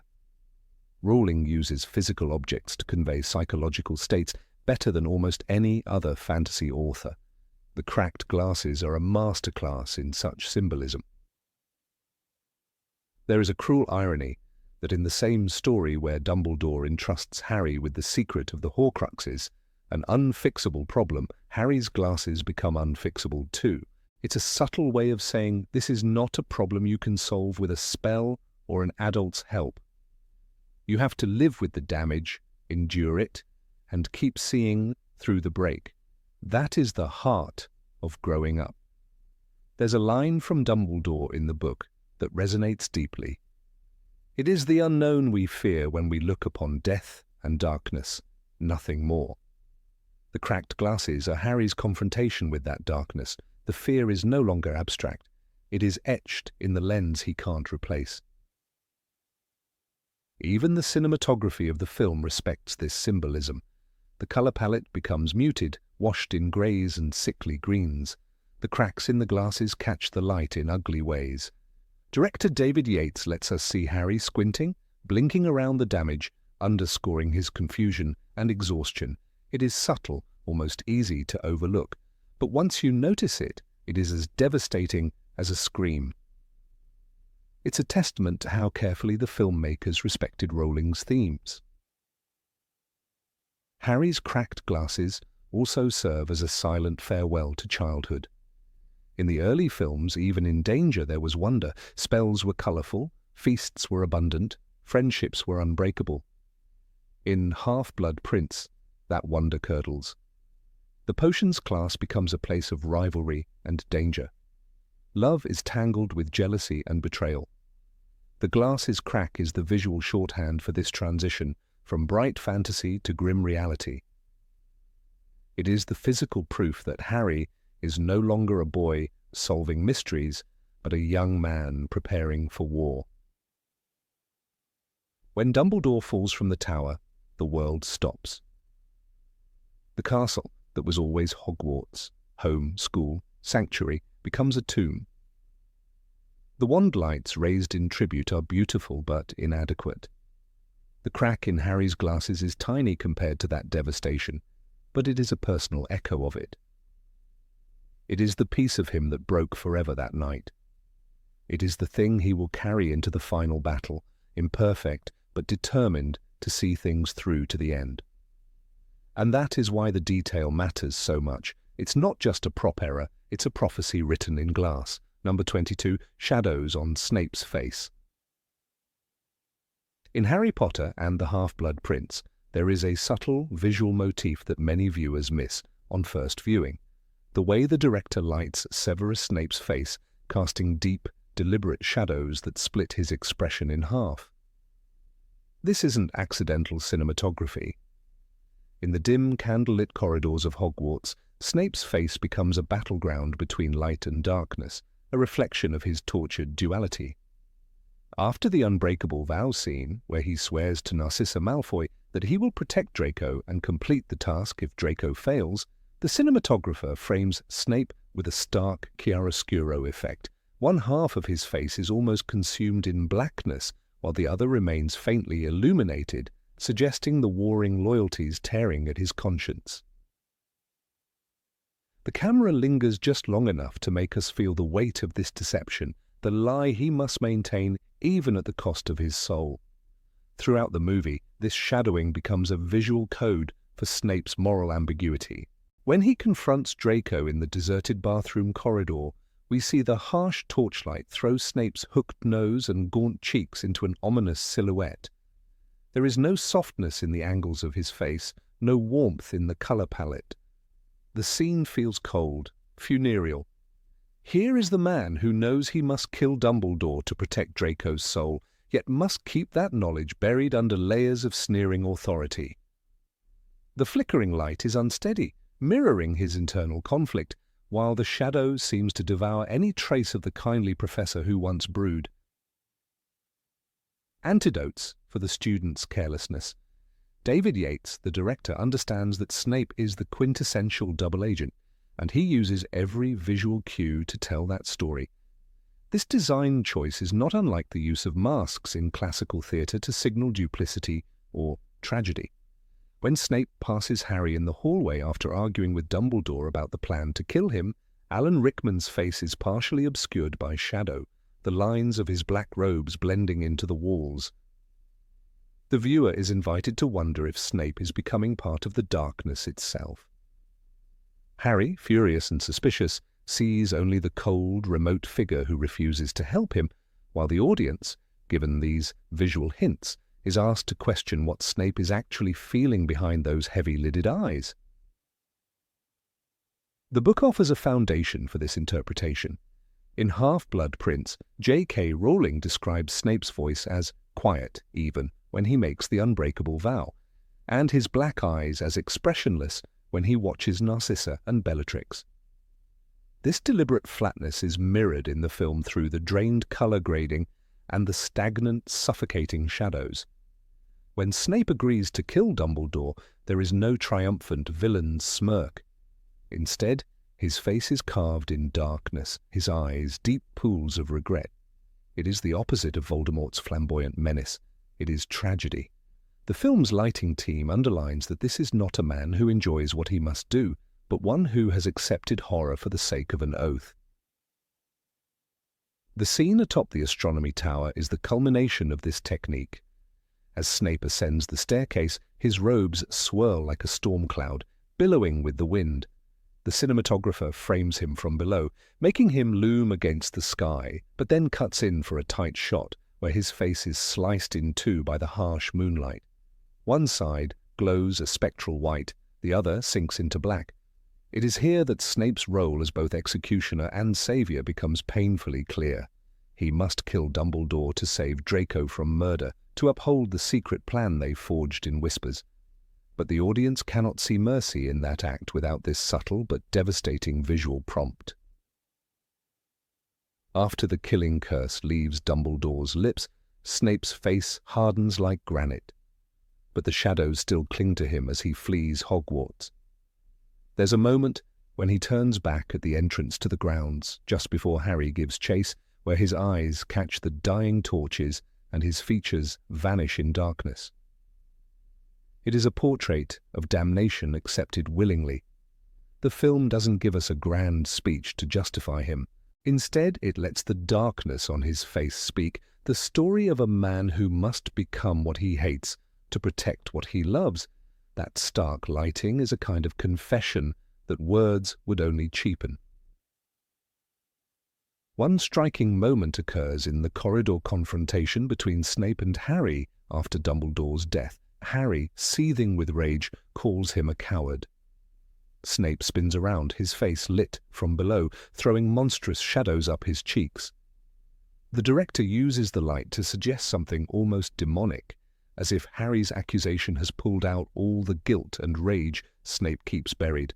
Yet Snape's answer in the book is telling, "Don't call me coward." He is not denying fear. He is rejecting Harry's ignorance of the true cost of bravery. That single line, matched with the split shadow on his face, becomes an entire dissertation on the complexity of moral courage. We see this same motif in Snape's private moments with Dumbledore. In the headmaster's office, where they argue about the plan, Snape's face is often lit by the flickering glow of candles that cast uneven shadows across his sallow skin. Alan Rickman plays the lines with a restrained fury, and the light underlines the tension between disgust and resignation. The shadows accentuate the hollows beneath his eyes, the toll that years of espionage and sacrifice have taken. Here is a man who has spent his entire adult life playing roles, lying to the Dark Lord, lying to the Order, lying even to himself about why he does it all. The book describes these arguments with an unflinching honesty. Dumbledore, who alone knows the truth, asks Snape if he has grown to care for Draco. Snape replies with bitter reluctance. Rowling writes, "Snape said nothing. He looked away from Dumbledore's eyes, blinking hard." In the film, this moment is turned into a silent exchange where Snape's face is shown in profile, one side bathed in the glow of the fire, the other nearly swallowed by shadow. This is not just good cinematography, it is character study. The split light conveys that Snape is incapable of pure goodness or pure cruelty. He lives in the space between, where every decision wounds him. During the unbreakable vow itself, the lighting is a masterpiece of suggestion. Snape's hand is encircled in firelight, but his face is filmed from an angle where the flames catch only his cheekbone, leaving the rest in darkness. It's a visual metaphor for the vow itself, the light of his promise, the darkness of the consequences. Narcissa Malfoy's desperate eyes, Bellatrix's suspicious sneer, and Snape's frozen expression create a tableau of tragedy. In the book, Rowling writes, "The cold voice of Bellatrix rang out over the crackling of the fire." The firelight in the film becomes almost menacing, turning what could have been a moment of loyalty into one of horror. Later, as Snape teaches at Hogwarts, the lighting remains unkind. He is often filmed in the dimmest parts of the dungeons, his face half hidden behind shadows cast by shelves of potions. Even in these mundane scenes, the director refuses to let the viewer forget who and what Snape has become. He's a man waiting to kill his only friend. The shadows that crawl over the walls seem alive, like the secrets he guards. The effect is not just sinister, but mournful. The darkened corners of his classroom become graves for the man he might have been had Lily lived. The book, too, offers quiet cues about this tragedy. Harry watches Snape and thinks about the word coward again, remembering the way Snape killed Dumbledore without hesitation. But the reader is given just enough to suspect there is more. Rowling writes of Snape's eyes at the moment he casts Avada Kedavra. They were full of revulsion and hatred. The film interprets that line by giving us a face twisted in shadows so thick they nearly erase his humanity, while Rickman lets a subtle tremor pass through his voice. The lighting refuses us the comfort of easy answers. In the scene where Snape and Dumbledore stand at the window discussing the Horcrux curse, the lighting is somber and spare. Snape's profile is cut by the pale glow of the moon. Dumbledore's face is lit evenly, calmly, the face of a man who has accepted death. Snape's is fractured, pale in places, dark in others. It's the visual argument of the entire film in miniature. Dumbledore is whole because he is honest about what must happen. Snape is torn apart because he cannot speak the truth. It's a testament to both men's courage that they agree on the outcome anyway. One of the most subtle uses of this motif is during the scene in which Snape looks down at Draco preparing to let Death Eaters into the castle. He stands in the dark of the corridor, watching, unseen, a silhouette among other silhouettes. But his face is briefly caught in a shaft of moonlight, enough for the audience to see the pain tightening his mouth. He is witnessing the boy's descent into murder, knowing he must intervene. The single stroke of light is like a scalpel, revealing the wound beneath Snape's stoicism. By the film's end, when Snape is fleeing Hogwarts with the Death Eaters, the director makes the night itself seem complicit in his escape. The woods and sky are impenetrable black, and Snape's face is a void, barely distinguishable except for the gleam in his eyes. It's a face that no longer belongs to a man but to a legend in the making, the man who killed Albus Dumbledore. But the audience, armed with the memory of those split shadows, knows there is something else buried in that darkness, the last remnants of Severus Snape, the boy who loved Lily Evans, who chose the hardest path for her son's sake. Number 23, Colour Filters. The sixth film in the Harry Potter series, Harry Potter and the Half-Blood Prince, stands apart for its relentless coldness, a visual frost that seeps into every frame. The colour filters used by director David Yates and cinematographer Bruno Delbonnel cast an icy, greenish-grey pall over the wizarding world, signalling that the safety and wonder of earlier stories have rotted from within. Hogwarts no longer glows with candlelight and magic. Instead, it seems choked by fog, the walls damp and tired, its glory dimmed by fear. Even the great hall, once golden and radiant, appears starved of warmth, echoing the moral decay of the wizarding world as Voldemort's shadow spreads. This is no accident. The filmmakers weaponized colour to mirror a culture's slow collapse, inviting viewers to feel, not just see, the coming doom. Consider how the film drains the life out of familiar settings, turning them into mausoleums of lost innocence. The corridors are lined with sickly green tones, suggestive of decay and illness. When Harry walks with Dumbledore through these haunted passages, the colour speaks. It tells us Hogwarts is dying. The grey-green palette infects every surface, whispering that no sanctuary remains. Even the sky above is bleached of light, as if the sun itself fears what's to come.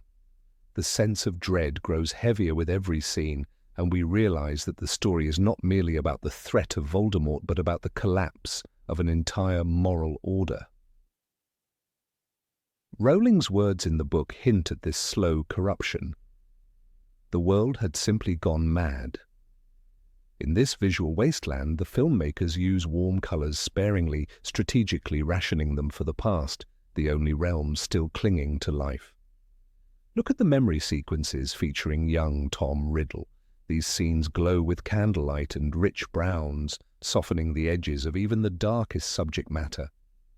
When Dumbledore first visits the orphanage, the colors are subtly warmer than the rest of the film, creating a deceptive sense of nostalgia and comfort. It is an illusion. The past seems livelier only because it is gone. This contrast hammers home the loss the wizarding world now suffers, mourning not just peace but the vibrancy of truth itself. Rowling writes of memories as the key to understanding, and the film literalizes this with its colors. Only in memory is there warmth left. The cave scene offers a cruel subversion of this rule.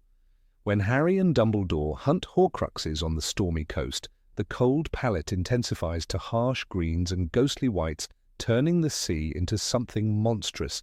The inferi rise from black water that reflects no light. Here, the color design abandons any pretense of comfort. Dumbledore's fire is one of the rare warm lights in the film, but even it feels desperate, flickering against a void that cannot be conquered. This moment reveals the truth. Even the greatest wizard can only hold back the darkness for so long. The visual language insists that moral decay cannot be burned away. It must be confronted, understood, and ultimately transformed, or it will consume everything. Slughorn's office, in contrast, briefly restores warmth to the film, but the comfort is treacherous.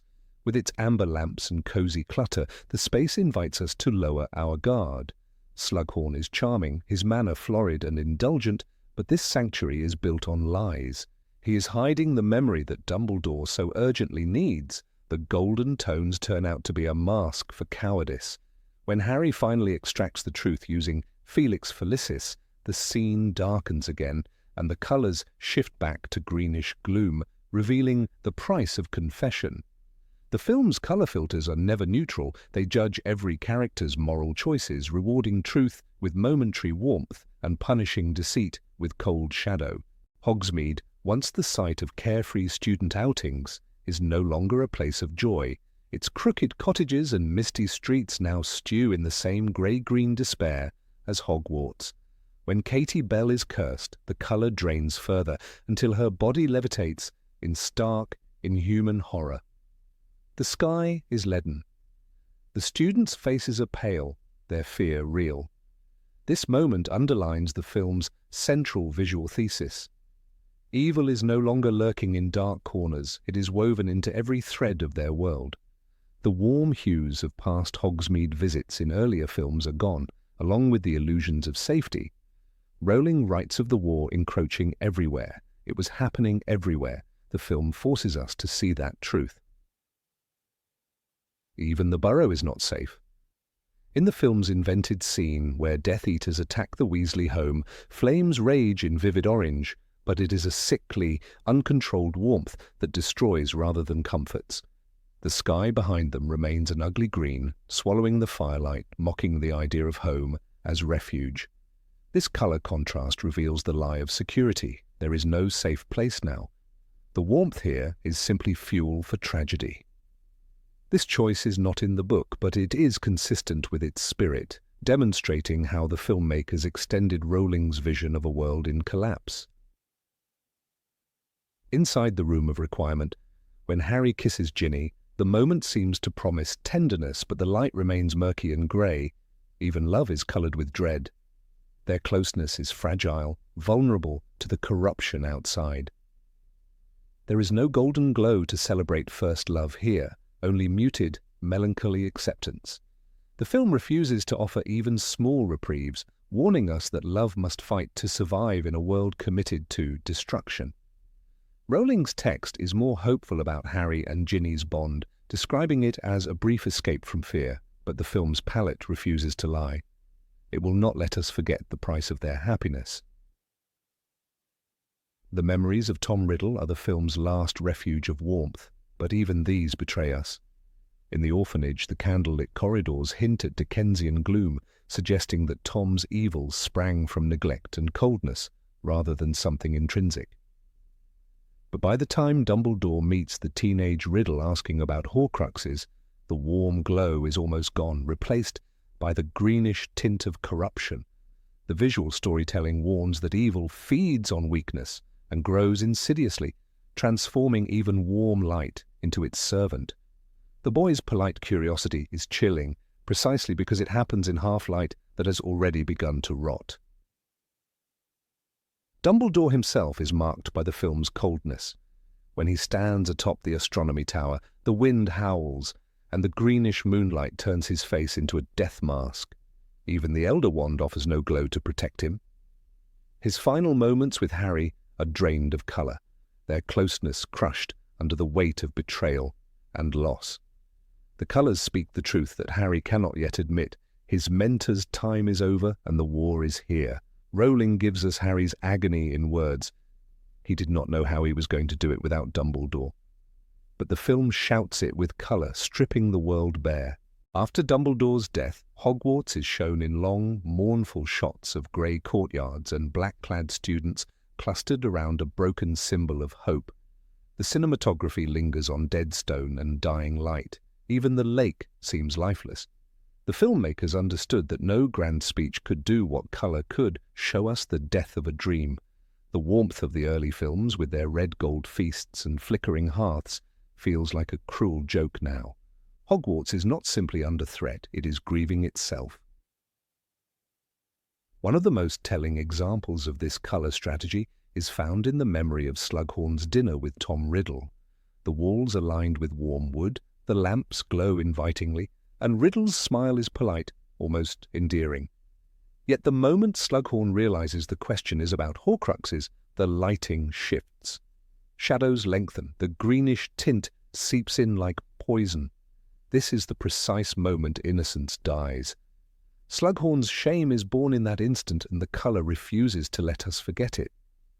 Rowling's text describes Slughorn as ashamed of himself, and the film ensures the audience feels that same sickened guilt. Even the train journey that opens the film is smothered in grey, robbing the landscape of joy. The green fields of previous journeys are subdued, the sky overcast. The students are older, sadder, burdened by knowledge. Hermione's downcast eyes and Ron's tense silences are framed in colour that tells us everything. The time for childish adventure is over. There is no safe return to the old world. Rowling writes that there was an air of foreboding, and the film turns that phrase into a permanent atmosphere. In the end, the colour filters are not mere style but substance. They reveal that the wizarding world is not just threatened by Voldemort, but is collapsing under the weight of its own compromises and fears. The moral decay is so pervasive it stains the very air. Warmth exists only in memory, and even there it is suspect, vulnerable to corruption. The greenish-grey tone is not there to entertain but to accuse, demanding that we see the truth. A society that refuses to face its darkness is doomed to be consumed by it. Rowling's Half-Blood Prince is a story about truth, memory, and moral courage, and the film's colours tell that story more ruthlessly than words ever could. Number 24, Dark Mark in the Clouds. In Harry Potter and the Half-Blood Prince, there is a fleeting moment early in the film that holds far more significance than most viewers realise on their first watch. When the Death Eaters sweep across London in black smoke, twisting and turning through the city like monstrous serpents, the camera captures a swirling mass of dark clouds above the Millennium Bridge. Within this roiling storm, if one pays close attention, there is the unmistakable outline of the Dark Mark. A skull with a serpent protruding from its mouth. It is blurred by the churning clouds, partially obscured by lightning and smoke, but it is there, a ghostly brand of Voldemort's terror. This small detail is no accident. It transforms the scene from a mere act of random violence to a chilling declaration of war, showcasing Voldemort's desire not simply to kill, but to dominate minds through fear. J.K. Rowling's original text makes clear that the Dark Mark was always meant to be a psychological weapon. In Harry Potter and the Half-Blood Prince, the book describes the aftermath of Dumbledore's death with, overhead, in the sky, the Dark Mark glowed green, with a skull and a serpent tongue, the sign of Death Eaters, who had murdered on Voldemort's orders. This symbol is not only a brand of guilt or triumph, it is a message. By sneaking the Dark Mark into the London attack, the filmmakers preserve this motif of intimidation. It is subtle enough to be missed on a casual viewing, but once seen, it forever alters the reading of the scene from mindless destruction to chilling propaganda. The Death Eaters' assault on London in the film is depicted with particular viciousness.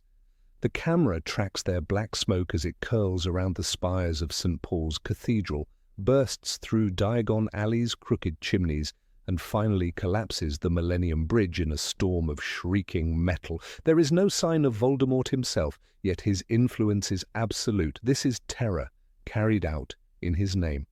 The brief glimpse of the Dark Mark in the clouds is his signature, like a crime boss leaving a calling card at the scene of a massacre. Even without a single spell uttered, the mark alone warns the wizarding world and muggles alike that no place is safe. This visual choice in the film is not a deviation, but an evolution of Rowling's world-building. In Harry Potter and the Goblet of Fire, the Dark Mark is conjured above the Quidditch World Cup after the Death Eaters attack the campgrounds, sending thousands fleeing in terror. The book describes it as a colossal skull comprised of emerald stars with a serpent protruding from its mouth like a tongue. Its sudden appearance chills even those who once served Voldemort, reminding them of their allegiance and the cost of betrayal. The filmmakers nod to that history in Half-Blood Prince by placing the mark above Muggle London, a grim promise that Voldemort is no longer confined to the wizarding world. One might wonder why this detail is so easy to miss in the film. The answer lies in its deliberate placement. As the Death Eaters twist through the city, the camera lingers on the bridge's collapse and the people screaming below. The clouds above are stormy and chaotic, and the mark itself emerges only for a second, semi-formed in the roiling vapour, before lightning backlights it in eerie green. It is a masterclass in visual storytelling, frighteningly easy to overlook, yet impossible to forget once noticed. It signals that even the skies have turned hostile, that fear has been sown in places once thought safe. This moment also mirrors the creeping dread that defines the entire story of Half-Blood Prince.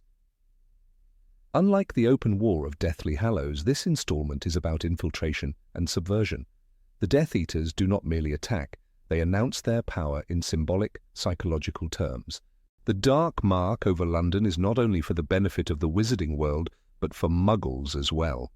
It tells them something they cannot understand in words, but feel instinctively, that terror is coming, that the old protections no longer hold. It is Voldemort's way of tainting even the non-magical world with his horror. Professor Dumbledore himself in the book explains the purpose of such symbols to Harry. Discussing Voldemort's methods, he says, he shares the Dark Lord's belief that it is essential to spread fear and suspicion. The Dark Mark in the sky is the perfect illustration of this belief. By putting it in the clouds over London, the filmmakers create a bridge between the book's philosophy and cinematic language.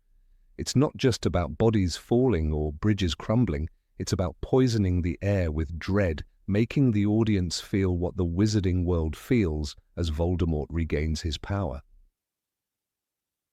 This careful attention to symbolism is consistent with how the films treat the Dark Mark elsewhere. In the Half-Blood Prince, when Dumbledore's body lies below the astronomy tower, the Dark Mark is unmistakably clear, a green brand of victory for the Death Eaters. In contrast, the London scene's murkier mark is a promise rather than a boast. It is Voldemort whispering that he can reach anywhere, strike anyone that he is no longer hiding in the shadows. The blurred quality of the mark in the clouds reflects the uncertainty the wizarding world feels at this stage of the story. Voldemort has returned, but what exactly he will do next remains chillingly unclear. For viewers familiar with the book, spotting the mark in the clouds is like finding a secret message from the filmmakers. It rewards attentive watching, but also shapes the emotional experience even subconsciously. Even if one does not consciously register the dark mark, the swirling shapes in the sky add to the horror of the scene. They make the smoke seem sentient, cruel, and imbued with purpose. It is not just destruction, it is targeted fear, designed to make people question what they are seeing, to worry that the world itself is turning against them. Another important layer of meaning lies in the location of this attack. By showing the dark mark above London, the filmmakers connect the magical conflict to the Muggle world in a way the books often hint at but rarely depict so viscerally. In the book, there are reports of bridges collapsing and strange storms. The film seizes that idea and shows it with grim specificity, suggesting that Voldemort's reign of terror cannot be contained. The brief vision of the dark mark in the storm clouds signals that his goals are larger than simple revenge on wizards. He wants to terrorize the entire world.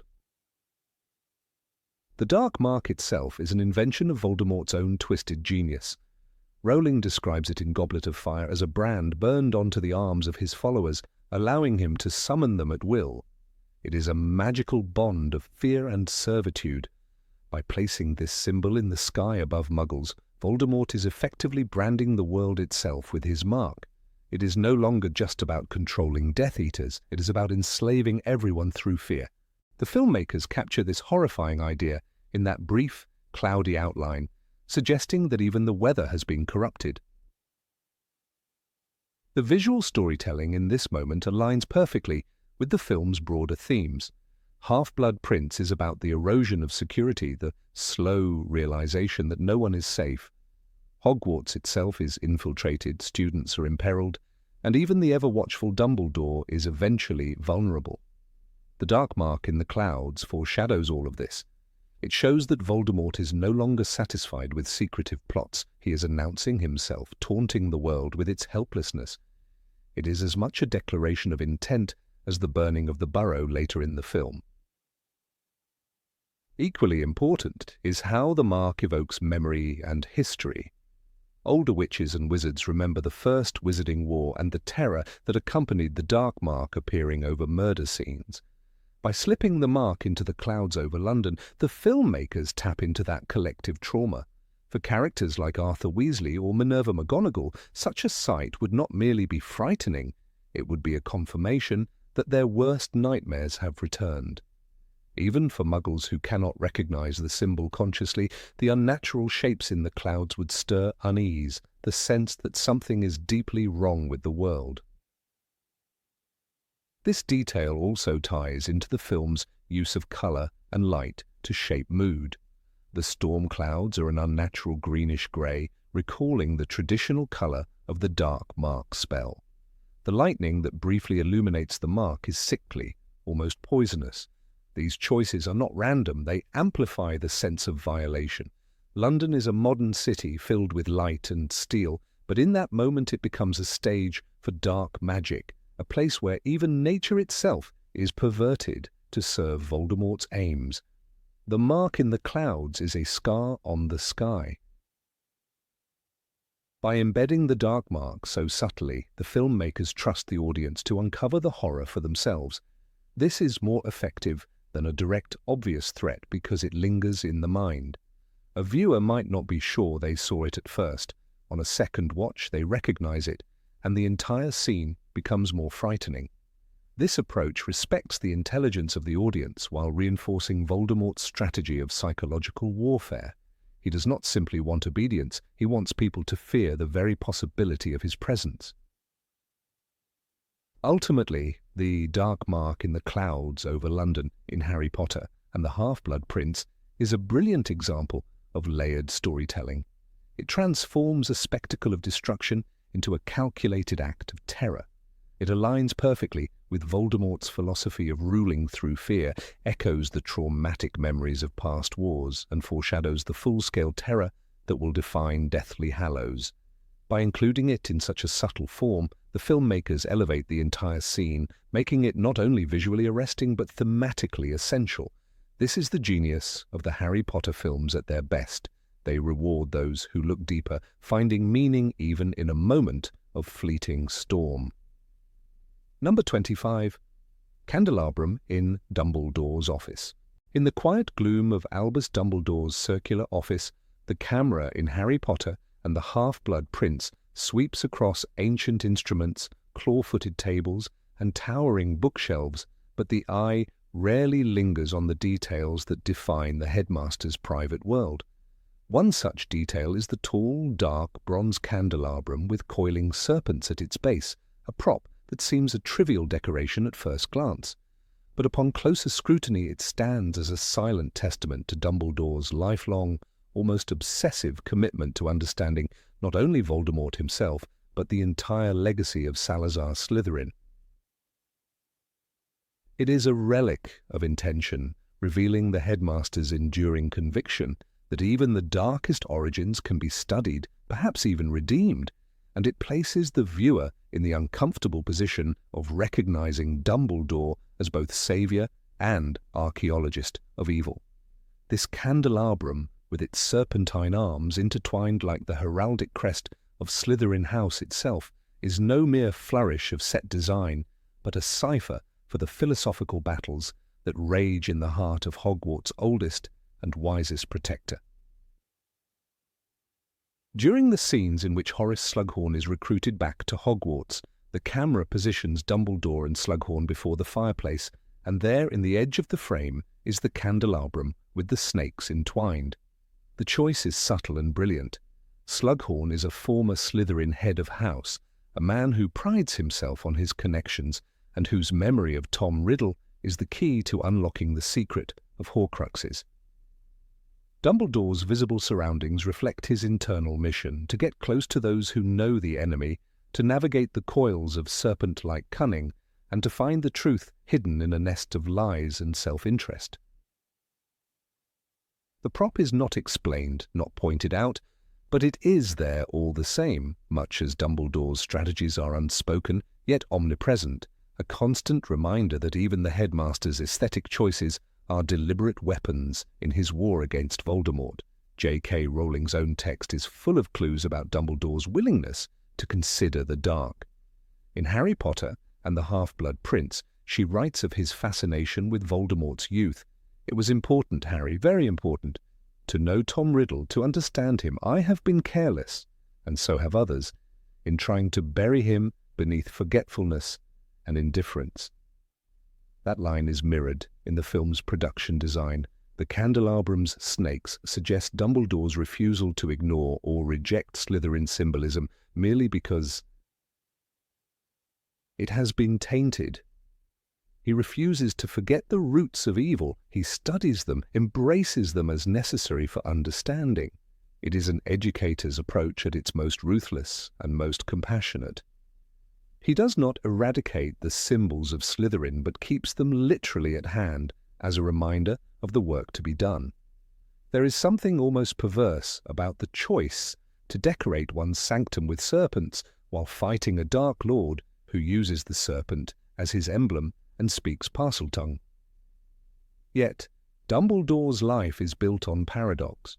In The Half-Blood Prince, Harry notices how Dumbledore seems to pity Tom Riddle even when showing Harry the memory of the boy who would become Voldemort. Dumbledore says, "You are not the first to be confused, Harry, but the world is not divided into good people and Death Eaters." The candelabrum, with its sinuous Slytherin-like design, underscores this complexity. It is not there to glorify evil, but to acknowledge it, to keep its possibility visible, and to remind its owner of the need to understand those he hopes to save. It is a quiet act of humility from the greatest wizard of his age, admitting that the line between salvation and damnation is thin indeed. In the film, Michael Gambon's Dumbledore exudes calm calculation, and the decor of his office matches that energy. When Slughorn sits there, dissembling about the nature of the memory he has altered, the viewer can see the serpents twined around the base of the candle holder. It is a sly suggestion that the room itself is designed to deal with Slytherins on their own terms. Dumbledore knows that to win Slughorn's cooperation, he must appeal to vanity, nostalgia, and ultimately to guilt. The prop becomes almost a participant in the scene, its presence a silent understanding between Dumbledore and the viewer that this is not a moral lecture but a negotiation in the serpent's own language. Beyond the prop itself, there is a broader history of Dumbledore's complicated relationship with Slytherin ideals.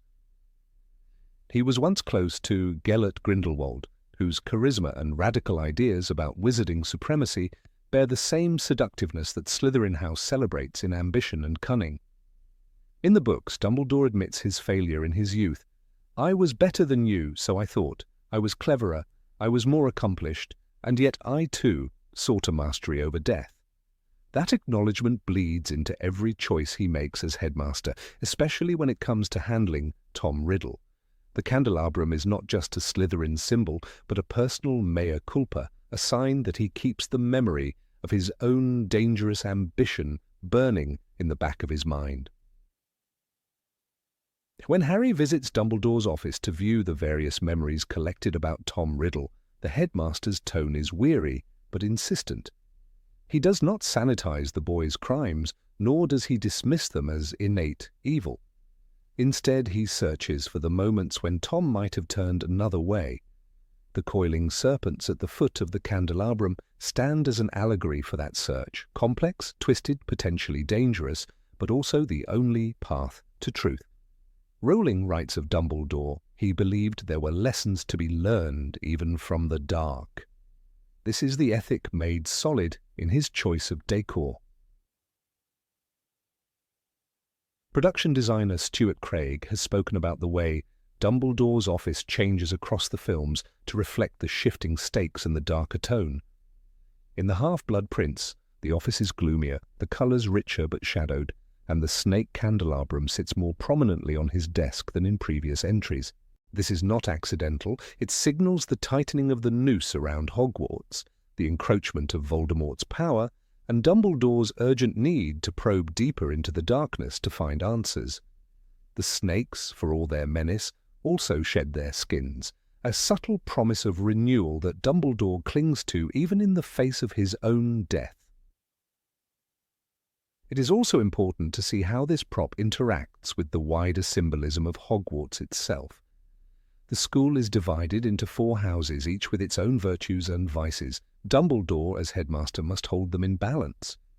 The candelabrum with snakes is an implicit acceptance of Slytherin House as equally worthy of study and protection. It is a direct rebuke to those who would write off every Slytherin as a Death Eater. By keeping a Slytherin emblem close, Dumbledore enacts the very fairness he preaches, ensuring that even the house most associated with Voldemort is not shunned but scrutinized with hope of redemption. Rowling's text hints at this ethos in the way Dumbledore handles students like Severus Snape and Horace Slughorn. Snape, marked by Slytherin cunning, is given chance after chance to prove his loyalty despite his dark past. Slughorn is cajoled out of retirement and flattery precisely because Dumbledore knows his weaknesses. The candelabrum in the office, with its snakes gleaming in the firelight, mirrors these efforts. It is not there to frighten but to invite understanding of the twisted paths people take. It is a constant challenge to the headmaster himself never to become complacent or moralistic in judging others. When Harry confronts Dumbledore about using him to get to Slughorn's memory, the headmaster's regret is genuine but firm. He explains the necessity without blinking.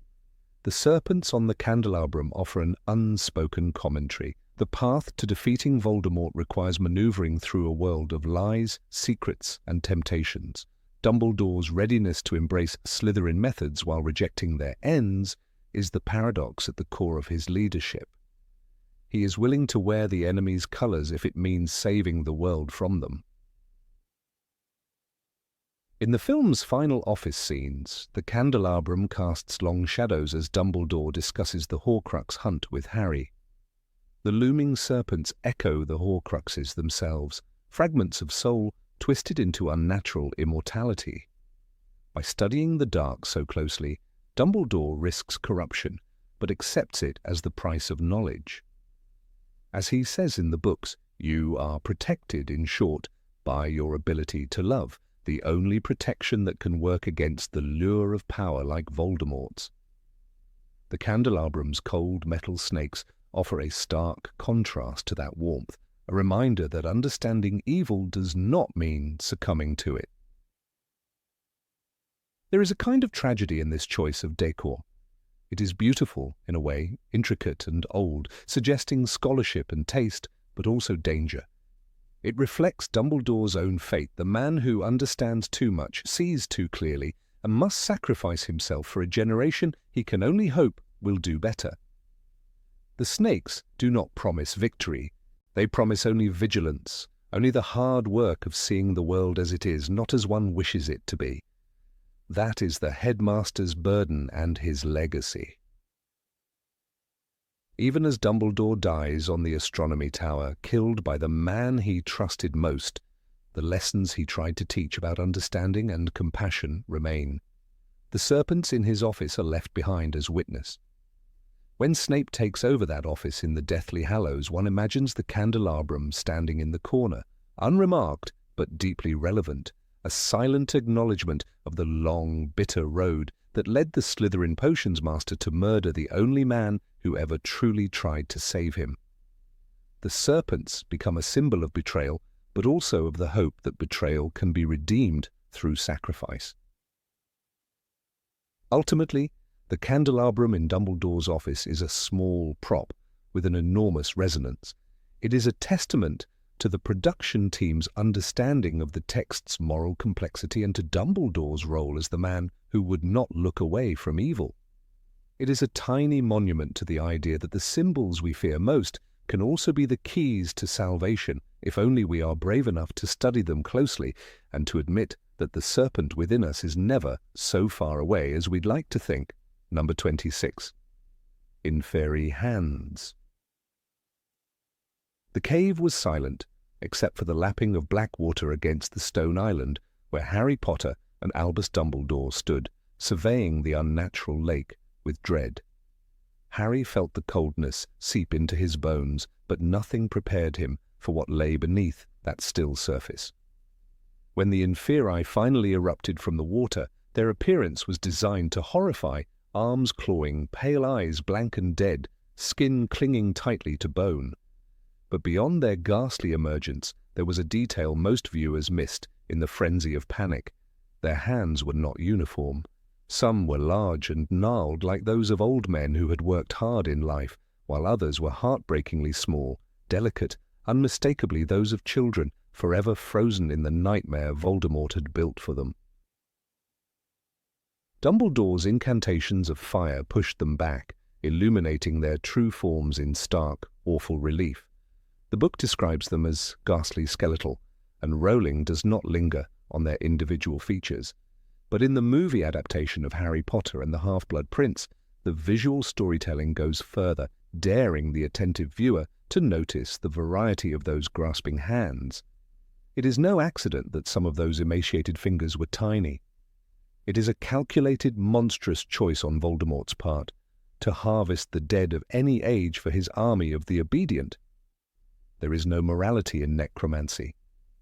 He did not spare the innocent. He did not even consider the crime of using children's corpses, and that is the true horror lurking in that scene. When Harry leans over the lake, scooping water into the goblet for Dumbledore, the camera dips low, offering a brief, unsettling glimpse of limbs beneath the surface. They shift in murky shadows, their whiteness muted by the depths. A closer examination reveals slim arms among the bulkier ones. The hands that will later seize Harry's ankles include those that once clutched toys or held a parent's reassuring grip. In the chaos of their sudden attack, this detail is easy to overlook. But it is there, a quiet scream of Voldemort's absolute evil. He turned families' tragedies into weapons. The artistry of the film makes this point without words. As Harry fights off the inferi, fire blazing around him, the creatures recoil, their features grotesque but recognizably human. The smaller ones, lit in orange glow, are not spared the spectacle of their corruption. Their hollow eyes reflect the firelight just as the adults do, suggesting there is no difference to the Dark Lord between a grown enemy and a child victim. This visual motif is deliberate to make the viewer confront that Voldemort's cruelty is unbounded, that his plan for power is stitched together with the desecrated bodies of innocents. Rowling herself describes inferi in the book as dead bodies, reanimated by a dark wizard's spells. She explains their fear of fire, their inhuman obedience, but she also implies that Voldemort deliberately chose the cave to trap those who would seek the Horcrux, filling it with the dead to guard his secret. The presence of children among the inferi suggests that the bodies were not merely those of nameless enemies, but likely from villages or families destroyed in his quest for dominance. The implication is a chilling one. Voldemort did not just kill to remove obstacles, he killed to stockpile corpses, selecting anyone, everyone, to serve him even in death. The book notes the water's glassy surface, hiding them until the disturbance came, but the movie makes it visceral.